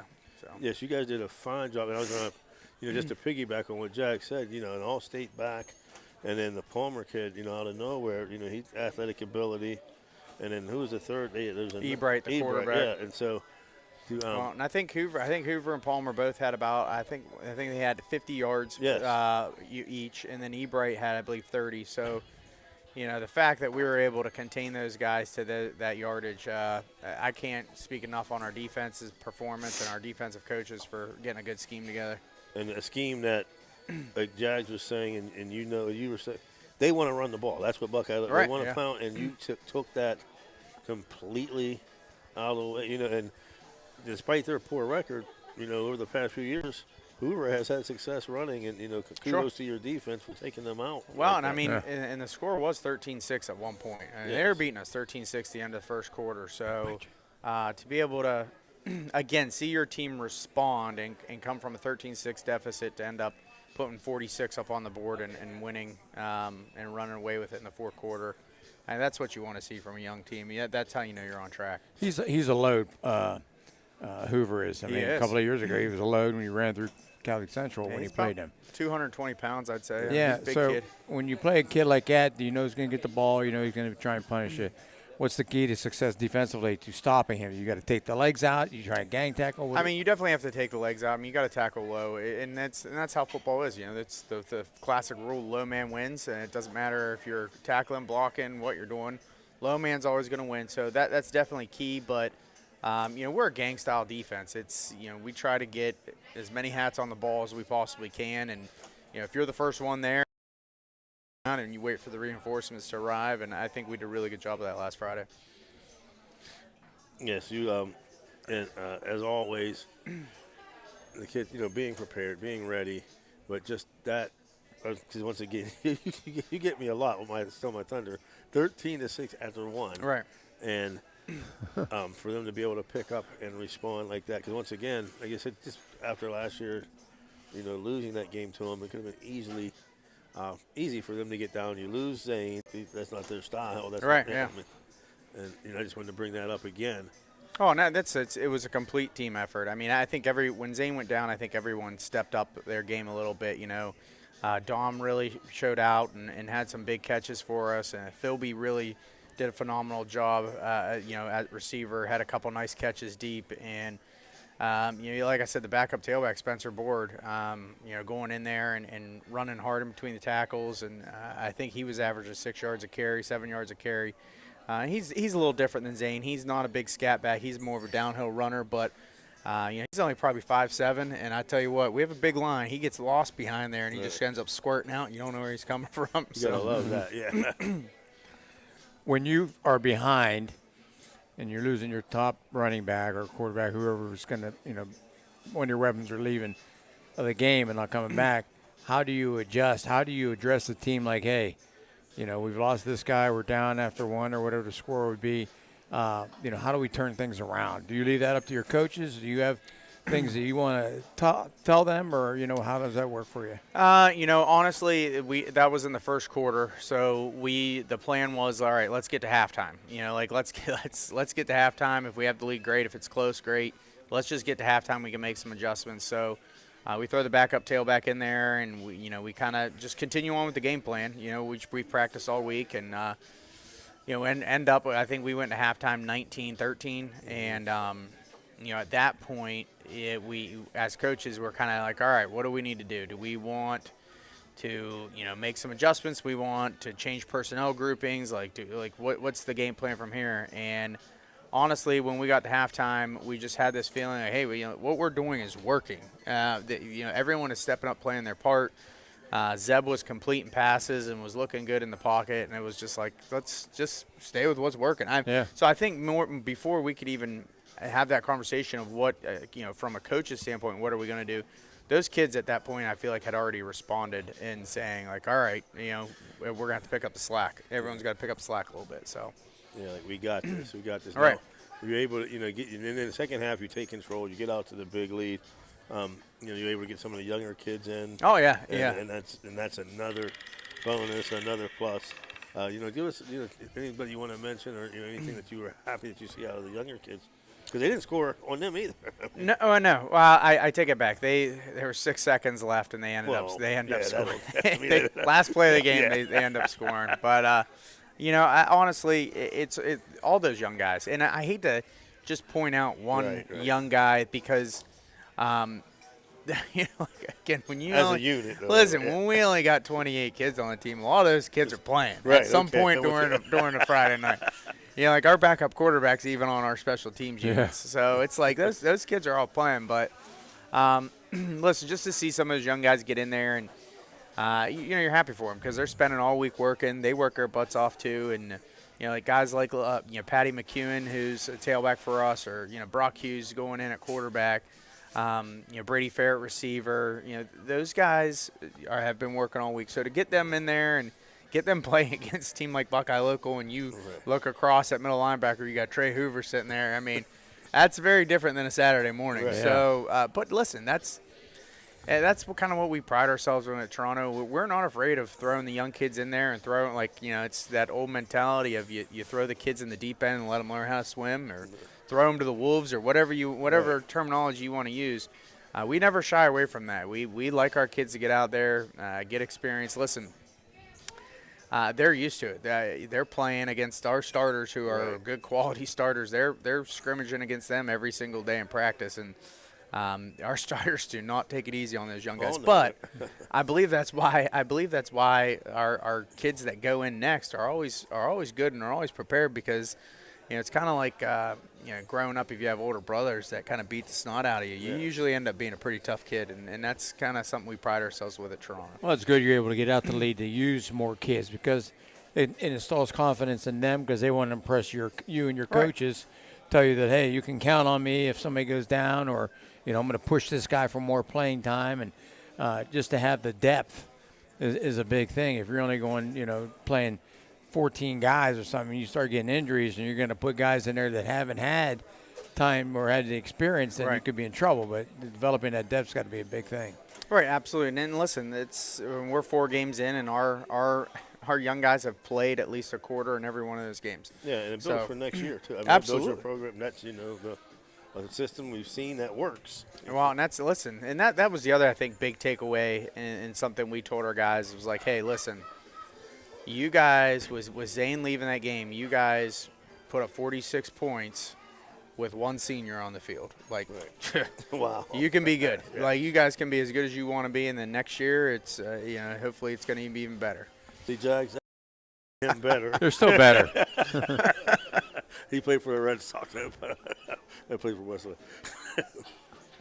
That's funny. Hey, I was talking a minute about your defense break. Overall, you got to be pleased. What were the things on defense that you saw that you liked, and things on defense that you saw that you didn't like? Honestly, it's, like I mentioned, the linebackers getting downhill and being able to tackle those big backs. But, when we forced them into a passing situations late in the game, defense really stuck up or, stood up there as well. Aiden Philby had an interception. We had a freshman and went in and replaced Zane at corner, and Caden McGrath, and he had a pick as well. Almost scored on a pick. So again, just seeing every phase of the game, being executed. When they couldn't run, they tried to throw the ball, and we're getting picks, and we were able to establish the run game. We were able to beat them through the air, and just. As a coach, just to kind of see things clicking and running on all cylinders. Friday night was that moment that you as a coach, you're like, what, we're getting really close to that high performance part of your game. And I think mid-season, that's kind of where you want to be. You want to have confidence in the machine that you've kind of built, and that it's going to run properly when you need it to. So. Yeah, they're doing a good job of stepping right in there, like the old Lou Holtz. Quote, somebody asked him at halftime, what do you think about your team's execution? He said, I think it's a good idea.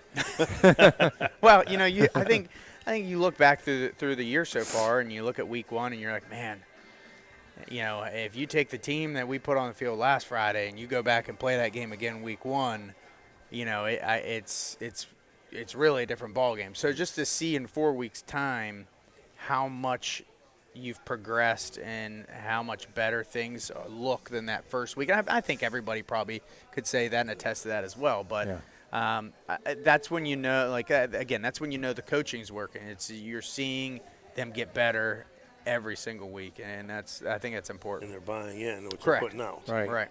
The Toronto Coaches Show is being brought to you by J.E. Foster Funeral Home. Let's take a time out. We'll talk to Coach Frankie about this week's opponent coming up after this.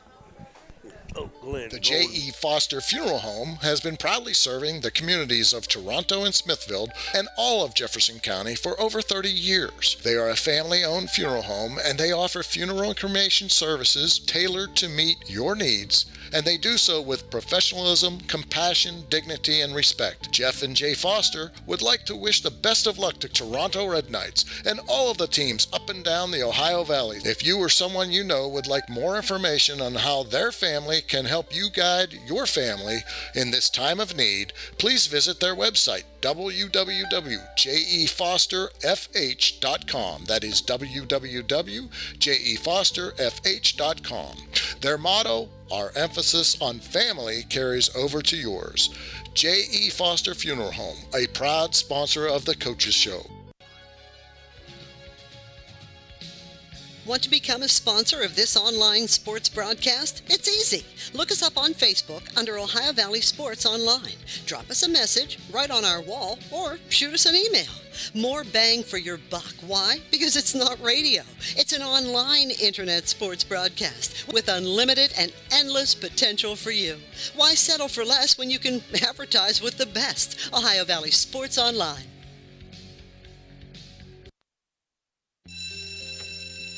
It may not require a textbook, but it's filled with valuable lessons. It may not take place in a classroom, but it's an ideal environment for learning.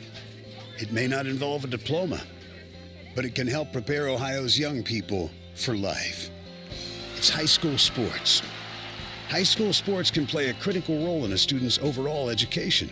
In fact, studies show that students that participate in high school sports are more likely to enjoy greater levels of achievement in their academic lives. If you think high school sports are only about competition, think again. Better yet, think about attending a high school sporting event in your community. You'll be amazed by what you see. High school sports, a winning part of a complete education. And the Ohio Athletic Administrators Association.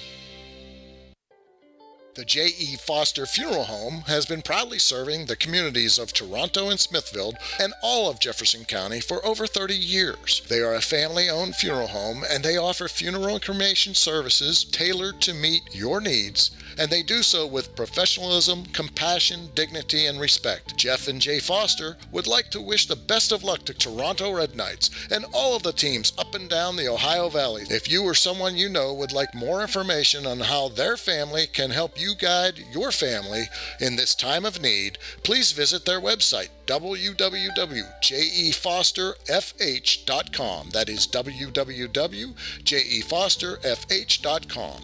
Their motto, our emphasis on family carries over to yours. J.E. Foster Funeral Home, a proud sponsor of the Coaches Show. Welcome back, everyone, to Bennigans, talking with Josh Frankie, the head coach of the Toronto Red Knights, whose team is 4-0 going into Week 5, and the Oakland Golden Bears come to the Gem City. And this is a team usually, they're kind of hit and miss. Some years they have really good years when they have real good players, and then they kind of miss for a while. But they always seem to be competitive. But they got, usually have a pretty big team too. So, what have you been able to see scouting wise and on film about the Golden Bears? Sure. I mean, obviously bigger school than us. I think by Ohio standards, they're classified as a Division IV school. Yeah. So same as Buckeye, same size as Buckeye. They have about 45, 48 kids on their squad. They run. Anytime an offense runs any version of the wing T, I mean, it's a concern because, you got to make sure that you're aligned properly and that you're playing disciplined football on defense and everyone's playing their assignment, not trying to do too much. But if it's ran right, I mean, right, that is such a difficult offense for young kids to learn. You know, Yeah, and that's and listen, it's a lot of misdirection, and if you try to do too much, you know, you're going to get out of position, and they're going to find those seams and those holes, and they're going to beat you. So that's obviously a concern for us. Offensively, them running that, it's difficult for us. They're a 3-4 defense. They play too high safety look, going quarters coverage. So, we kind of anticipate them possibly rolling one of those safeties down the box. We're averaging 300 on the ground a game, so we kind of figure at this point we're gonna get loaded boxes as much as we can. But I will say that I think Zeb last Friday night exhibited his abilities as a passer on the deep passing game, and maybe they stay in that too high look. I don't know, but regardless, we'll be able to adjust and do what we need to do.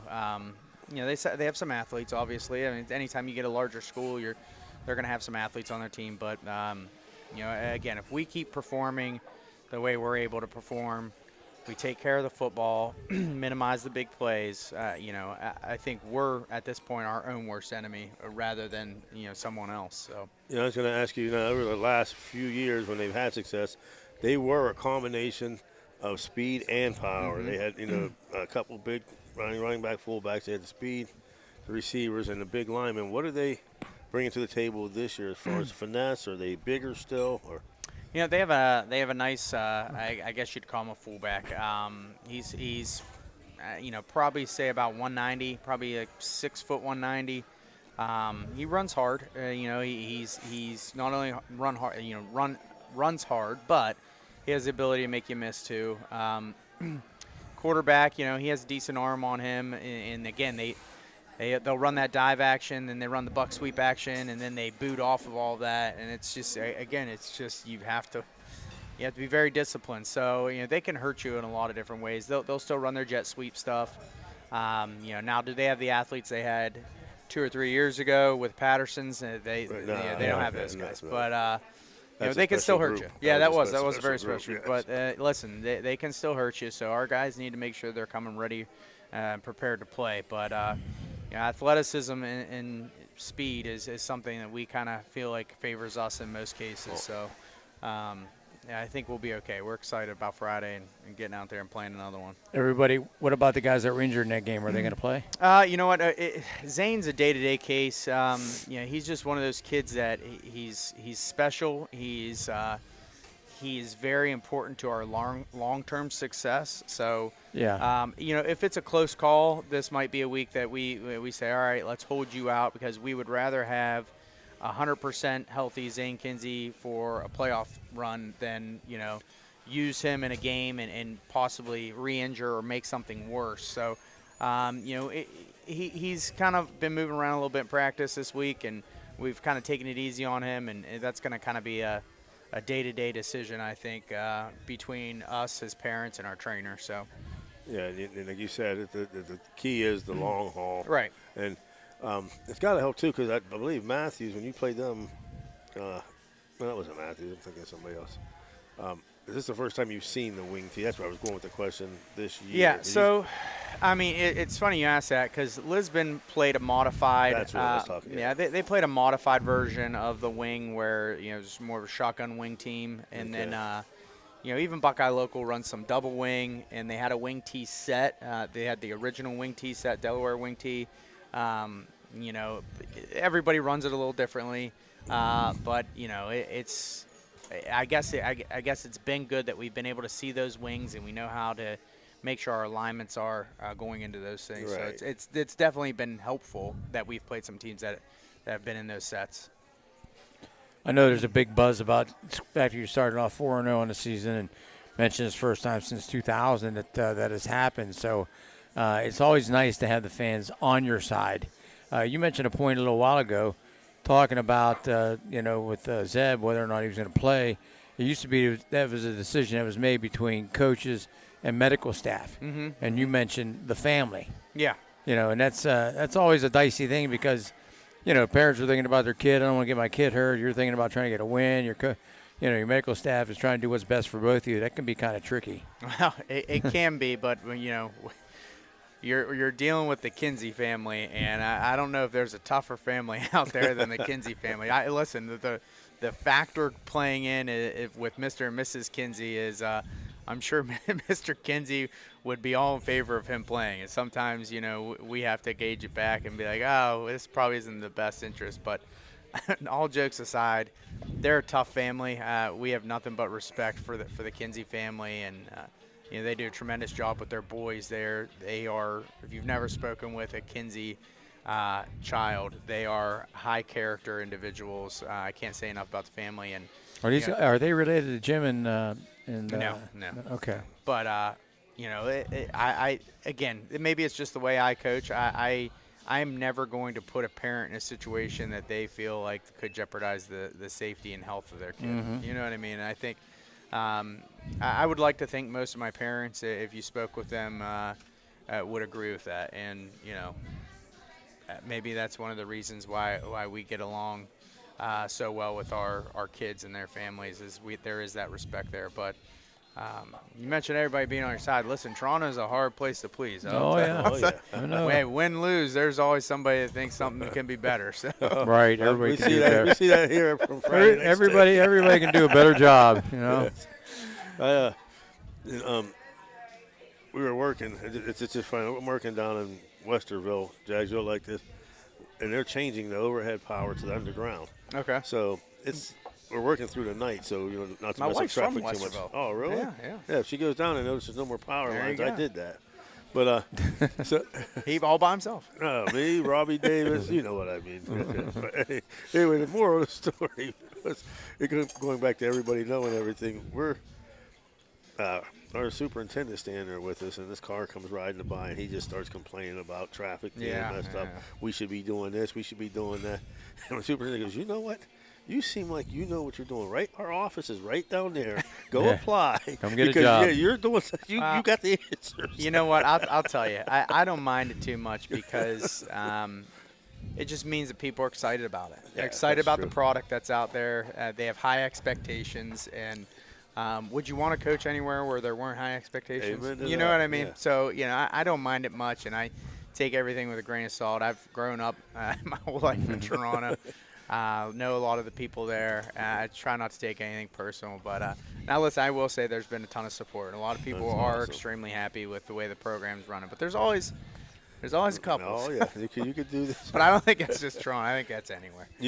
As all the guys after the games have been sitting out there tailgating all night, and go back to the garage and drink some more, and that's when they start saying, I can do this job just as good as Josh Frankie can.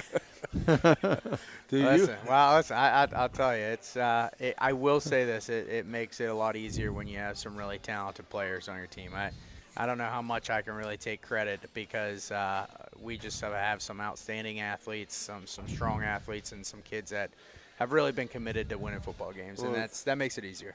Yeah, it's called building. You build a program.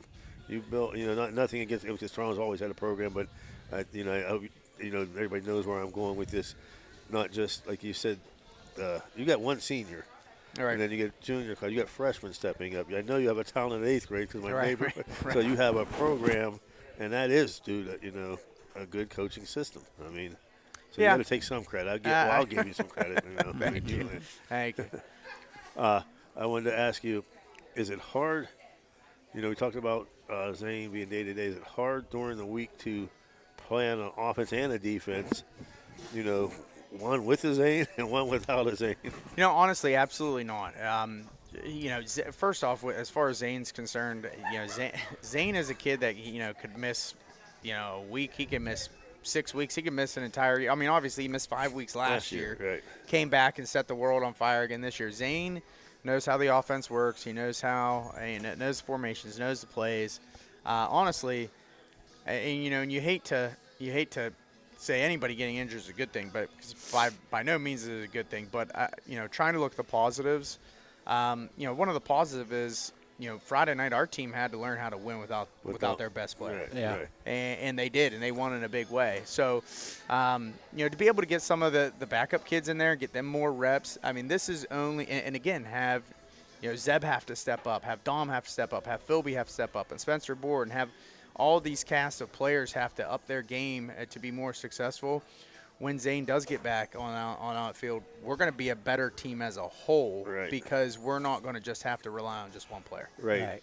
Well, Coach, I want to thank you for stopping by. It's an exciting time in Toronto, not only just football season, but because of the fact you're undefeated and still moving strong. So good luck against Oak Glen on Friday night. And thank you. Get a chance to talk to you and hopefully talk about another victory on Wednesday. Yeah, hopefully. All right. Coach. Thanks, good guys. luck, buddy. Yep, I want to thank appreciate Josh Frankie. The show has been brought to you by J.E. Foster Funeral Home. Let's take a time out. We'll talk with Steubenville Catholic Central head coach Eric Meek coming up. Thanks a lot for following us at Ohio Valley Sports Online. Why not visit our webpage at ohiovalleysportsonline.com. It's the way to go for sports fans around the globe to follow your favorite local sports teams.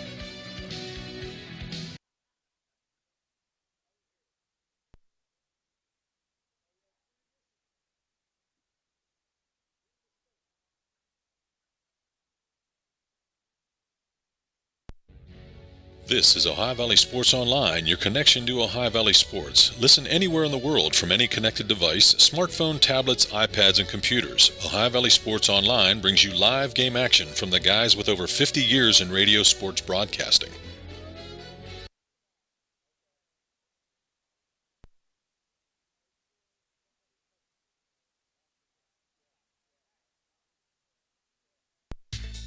A pioneer of casual dining, Bennigans is internationally known for its unique neighborhood vibe and exceptional chef-driven food. Come to Bennigans on University Boulevard to stir up a great memory.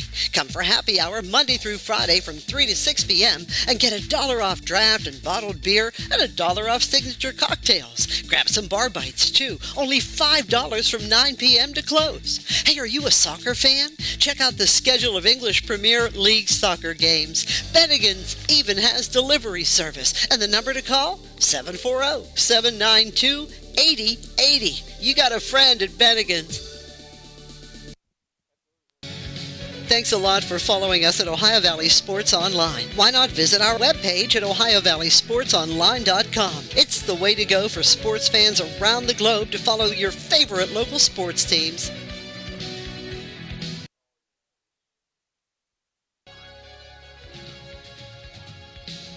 Want to become a sponsor of this online sports broadcast? It's easy. Look us up on Facebook under Ohio Valley Sports Online.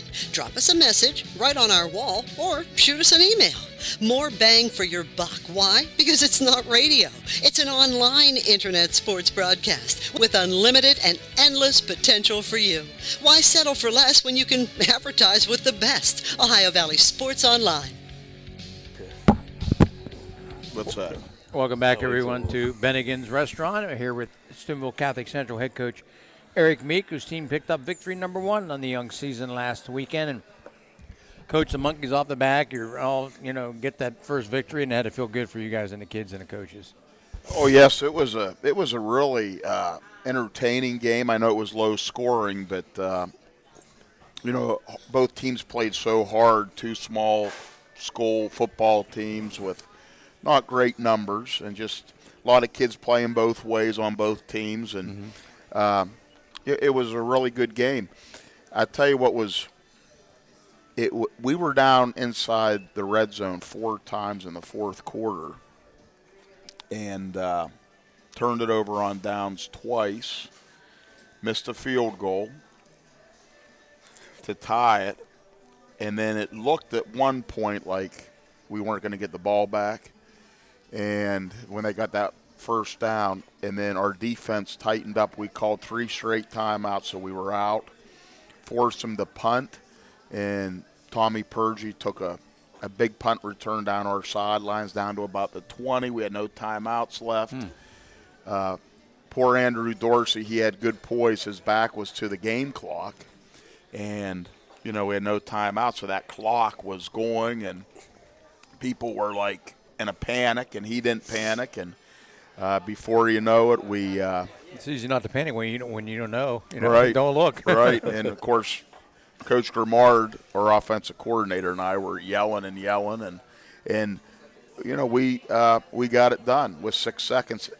If we wouldn't have scored on that play, then I would have had a big decision, which head coaches don't like those decisions. Right. Yeah. And it would have been whether to attempt a 30-yard field goal to send it to overtime, or do you take one more shot? But, with no timeouts, Yeah. if they send a blitz and sack us, that would have been the game. Right, exactly. So my heart was kind of racing because I'm like, I don't want to have to make this decision. Let's just score. And next thing I know, I looked over, and there was Tyler Iolenti right in the corner of the end zone, and he was wide open, and Andrew got him the ball. If that play doesn't happen, what would you have done? Would you have kicked it or gone for it? I mean, in your field goal kicker, you said missed one earlier? Yeah, yeah. I mean, that's always a factor into thinking, is his confidence shaken? That was about a 36-yarder. Yeah. So this would have been, if we would have thrown in completion, there probably would have been 6 seconds to go, and we probably would have, I don't know what I would have done. Huh? I mean, you're right. I mean, he has It's a a tough leg. one. Yeah, Huh? that's a tough question. I would have had to make a decision, though. Yeah. But, thank goodness you didn't have to. And it just, right. Kudos. They put me on. This is a good question. This is stressful. But I think I probably, from the 13, we probably would have maybe tried to kick it. 30 because that's in Andrew's range. But you did make the right. I'm sorry, Daniel's range. You did make the right call because you threw a touchdown pass, so you didn't even have to worry about right. it. Well, thank God for that. Congratulations to you and to the kid. It's been a tough start, and for them not to quit like that. For them, like you said, they got the first down because we're doing the bigger game, and I got one of your fans texting me, the whole game. So I'm like watching both of them on my phone, and he's telling me when they got that first down, I got a text there. But then he sends me stopped them real big with equipment. So just a great job by the kids of hanging in there and then getting it done when it counted the most. Yeah, and it was the kids were so excited, and that's what we've talked before as a coach. That's what it's about. It's not people don't see all the hard work. People pay their whatever it costs to get into a game, and they see just game night, and that's just one part of it. And they don't see it took the defensive stop. It took Tommy Purdy, special teams, long run, and it took your offense. So that's every phase of the game that stepped up, when needed the most. I mean, you're going in the right direction there. I mean, yeah, and just so proud of everybody involved, the coaches, the kids, the support staff, the administration, just everybody, the student body, the parents and fans who made the drive, and it was a great win, and it's a shame that a team had to lose because both teams really left it all on the field. How did you come out injury-wise? Everybody okay? Yeah, we came out of that game we came out of that game fine. Yeah. Absolutely. So, we're starting to get a little healthier now, which is good. But so, we're ready to go, and we're ready to tackle there's a lot of football left to play still. And let me ask you, what were some of the keys offensively, some of the things you were able to do that you were happy with, and then on the defensive side, because you held them, they scored and you held them, pretty much the rest of the game, and they got that score, in the second half late, but for the most part, you held them as best you could, 15 points. Well, offensively, we always want to average 4 yards on a rush, and that's tough to do. Right. And we average, I think, 5.8. Okay.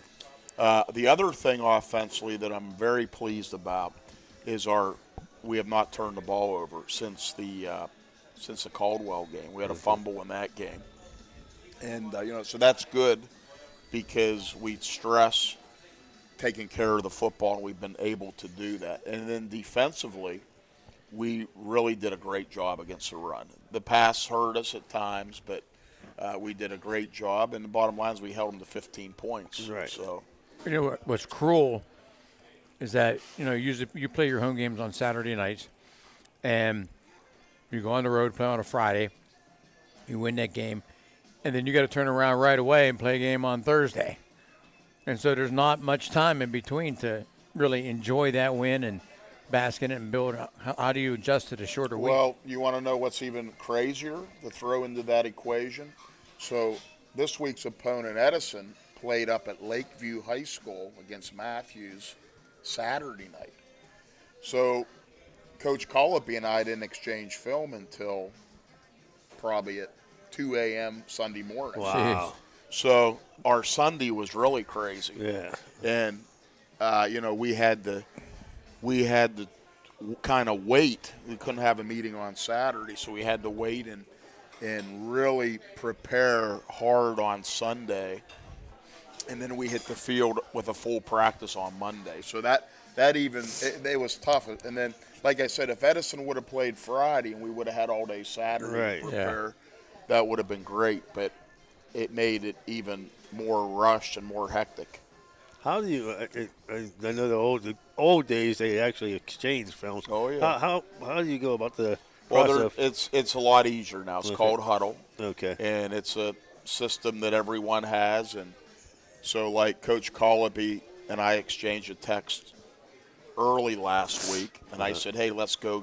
Is it okay with you if we go games 3 and 4?" He said, "Absolutely." So as soon as their game got uploaded, he sends me a message, and I say accept, and then he accepts, and we have it. Okay. But back in the old days, you're right.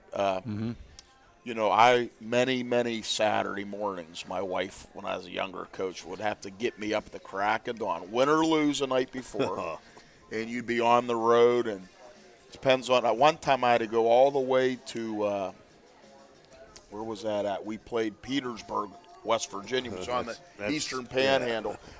We exchanged somewhere around Deep Creek, Maryland. But I'll tell you even a crazier one. When I was, I grew up in a coach's household. My dad still does help us. But back in the 70s, I remember as a kid getting in the car with my dad after a game and going to Youngstown Microfilm in downtown Youngstown, the old films. Yeah. And they would have to process them. And then if you needed, there was one time where that place was shut down. And then when I was a graduate assistant at Youngstown State, I got sent to downtown Cleveland for the same thing. Wow. And I'll never forget, because on the way out the door, it was real late at night, Coach Tressel said, "Be careful, it's a pretty rough neighborhood." I'm there at like 3 in the morning. You'd rather him not even tell you that. Yeah. Right. Funny. That's a good one, man. So, Jack said that, bus trips home, got to be a great one.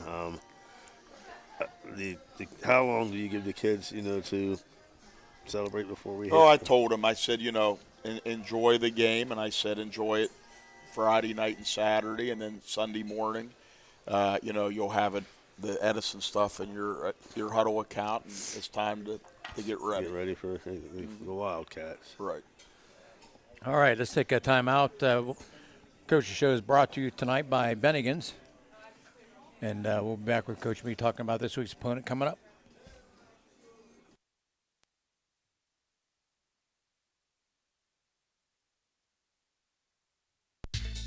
A pioneer of casual dining, Bennigans is internationally known for its unique neighborhood vibe and exceptional chef-driven food. Come to Bennigans on University Boulevard to stir up a great memory. Come for happy hour Monday through Friday from 3 to 6 p.m. and get $1 off draft and bottled beer.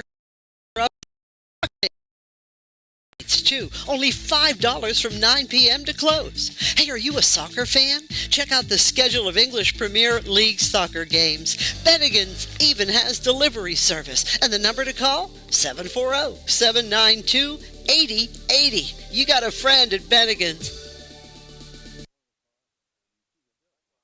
This high school event is brought to you by AT&T on Sunset via the AT&T wireless network. Remember, don't text and drive, it can wait. AT&T on Sunset is a proud sponsor of this high school event. Want to become a sponsor of this online sports broadcast? It's easy. Look us up on Facebook under Ohio Valley Sports Online. Drop us a message right on our wall or shoot us an email. More bang for your buck. Why? Because it's not radio. It's an online internet sports broadcast with unlimited and endless potential for you. Why settle for less when you can advertise with the best? Ohio Valley Sports Online.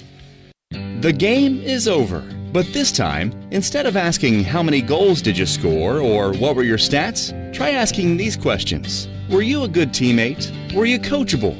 Did you give 100%? And did you have fun? Because those are the values that school sports instill in Ohio's young people, where winning and losing are secondary to the life lessons that will stay with kids long after their playing days are over. This is the Ohio High School Athletic Association. Educate through sports. Thanks a lot for following us at Ohio Valley Sports Online. Why not visit our webpage at ohiovalleysportsonline.com? It's the way to go for sports fans around the globe to follow your favorite local sports teams. Welcome back, everyone, to Bennigans Restaurant. You're listening to the Eric Meek Coaches Show here on Ohio Valley Sports Online. Crusaders head coach and upcoming now is Edison. It's a short week for both of you. More so for Edison by a day, but that shouldn't be a factor. But this is a team that's off to a pretty good start, and don't usually have that kind of start most of the time, but they've gotten off to a 4-0 start this year. What do you see in Edison as you look through your film and everything that they do well that you feel you're going to have to aggressively go after that in order to slow them down and stop them? Well, they have very good speed. Obviously, they're playing with confidence. And, you know, they're well coached. And the other big thing is the strikes, as I've seen them in person and on film, is their physicality. Yeah.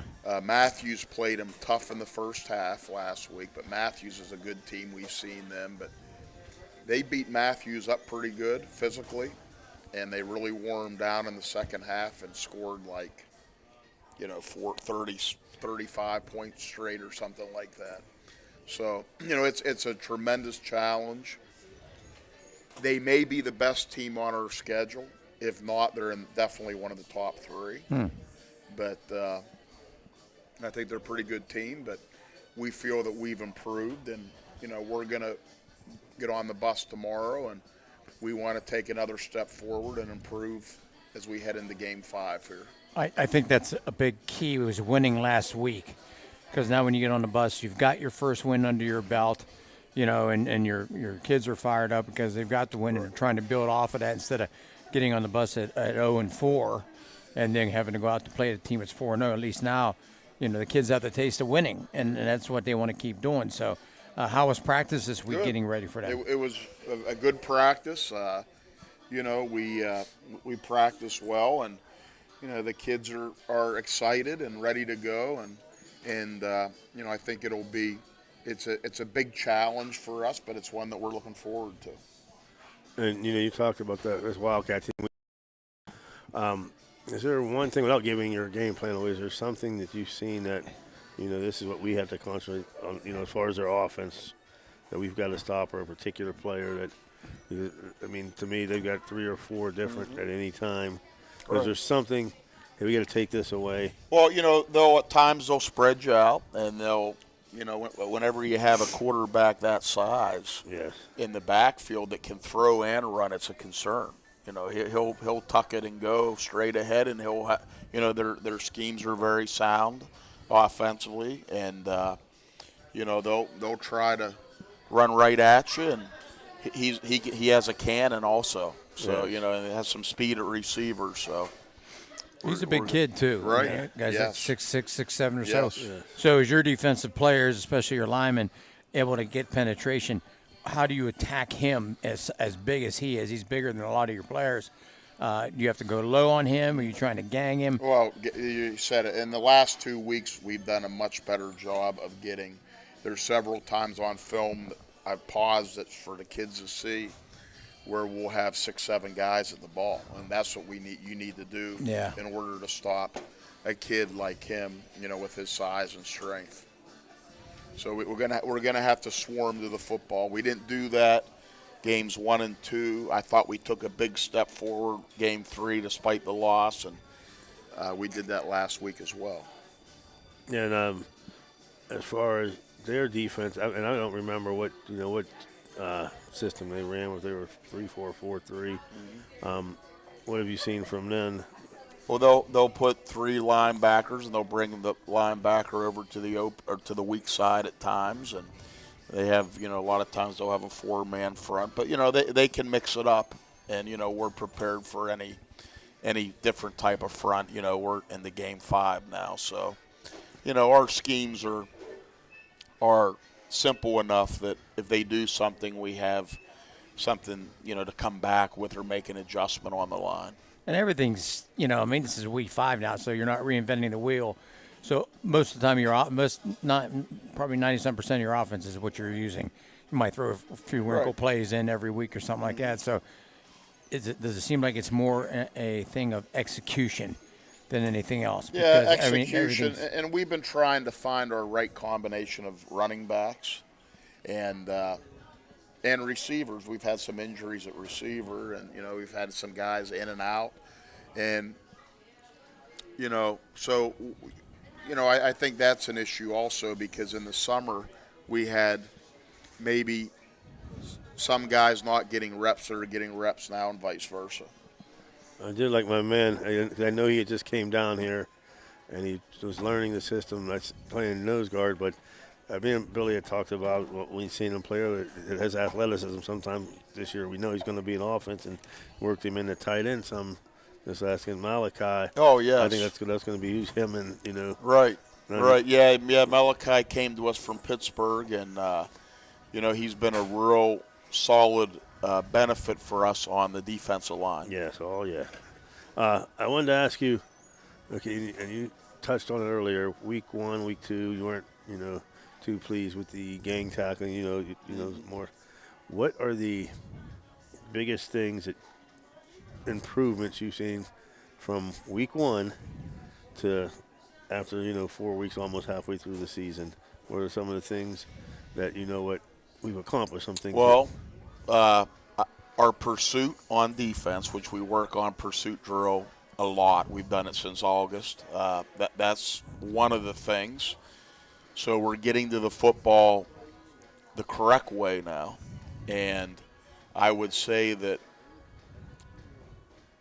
we're starting to understand the philosophy of not playing as much backyard. We're still playing some backyard football. I mentioned that a couple weeks ago on this show. So we're playing less backyard football and more fundamental football. Yeah. And then the other thing is I think our special teams has really improved. Yes. And last week our running game improved. Of course, a lot of it depends on your opponent, but I think we did some good things in the run game as well. How about that? You talked about some injuries, moving people around and stuff. How does your team look health-wise coming into tomorrow night's game? Well, the guys that we lost early in the season, pretty much for the season, Deshaun said that was a big blow because he was one of our featured backs, and we lost him. He's a senior, which is sad also, so we lost him. But we got a lot of the kids back that have been injured, and B.J. Fallon is back now, and we still got a couple guys we're holding out, but we'll see how they progress. We're kind of waiting on word, but so hopefully in another week or two we'll have everyone back, but those guys that have been out since the Matthews game. Yeah, this is a huge, not only rivalry, right out the road, Edison, but, I know some coaches don't like to talk about it. It's one of the things I was like, right now at 1-3, you're sitting tied for 17th. Now, this victory here, third against the Division 5 school. No, yeah, that would be huge. Yes, that is a huge Absolutely. fight. I mean, so right. We talked about this before, but right. Yeah, that would be a lot of points because they're going to win more games down the road as well, I'm sure. Haven't they expanded the playoffs this year? 16, yeah. And you get at least top seeds get at least one or two home games. Is that what the top 4? Yeah.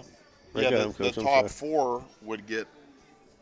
If you win 2, you would get 8. Yeah, you get two games. Yeah, you get the top 4 get 2 home games, and the top 8 get at least one. Yeah. Right. But that's why that's what I was saying, Jags, at 17th right now. You take 16. You still this would be a huge. shoot you right up there with a much bigger school who's going to win some games. Right. Yes. Yeah, they're a very good football team, and they're excited out there. And Jason Fogel played for me and was on my staff for about 8 years, and he's like a brother to me. Matt Morrison, their principal, was at my wedding. So there's a lot of good people out there, and they're doing a very good job. Matt Mo, that's my Harding Bulldog, Steubenville Big Red, West Liberty State College teammate. Yeah. Hey, you're 33. You're heading out to.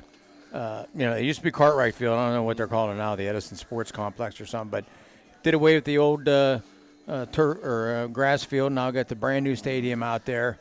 I was out there for the first game of the season, and I watched them out there for a while. And really nice facility, and the kids will enjoy playing out there. Have you guys had a chance to go out there at all and case it out and? I coached track, middle school track, Toronto the past few years, so I've been out there personally, and you're right, it's a very nice facility. Mm-hmm. What's going to be the key for Catholic Central to win this football game on Thursday? Well, we got to contain their speed, and we got to stay in there like a boxer would, and go punch for punch with them because of their physicality. Well, I always used to tell not back down. People like that, like with boxing. Back when Buster Douglas fought Mike Tyson, he was a huge underdog. He made me a lot of money that night, but he was a huge underdog. But I told people the longer the underdog stays in the fight, the more confident he becomes, and then he becomes dangerous. So if you guys are able to hang with them, despite the fact that they're 4-0, and as the game goes on, your kids are going to get more and more, confident about it. So right. is it going to be key to stay close early? Yeah, I think so. And, football's crazy. You see Notre Dame, Marshall, and Texas A&M. And, it's, if a turnover here early or, something happens, a big play, and, it could happen. And, obviously – people are looking at us as the underdog. We're a smaller school, and they're 4-0. Like you said, they got more kids on their team and more depth. But we would need some things to go our way like that and try to change the momentum. And as the longer that, just like, okay, so the Matthews game last week, Matthews was playing really well, and just a matter of time before they got wore down, and a couple of their guys went out. Yeah, but huge. Yeah, so it's going to be a tough challenge, but it's going to make us better, I'm sure. Yeah, and you know what I always say, all three phases of the game you're going to have to play. We talked about offense, defense, special teams, but at the end, I tell the kids, or I used to tell the girls I coach when we were the underdog. We all put our pants on the same way. Absolutely. We all put our pants on the same way. So you're every bit as good as them. Right. You got to go out and show it. Hard to believe at the end of next weekend, we'll be halfway through the season already. Yes. Fastest 10 weeks of the year. Oh, my gosh. It does. Because, August drags, June, July, August, all that summer stuff. And then once you get into school, when school starts, the days kind of roll into each other. Yeah, right. Mm-hmm. Right. So, well, hey, Coach, thanks as always for stopping by. Okay. Good luck tomorrow night, and hopefully when we get a chance to talk again next Wednesday, we'll be talking about a Crusader victory. Okay, well, thank you, guys. All right. Eric Mead Coach's Show is being brought to you by Bennigans. We'll take a break. Dan will pay the bills, and we'll see you again on Friday night from Harding Stadium as Steubenville Big Red will take on Dover, and always a big matchup between those two schools. Till then, we'll see you then.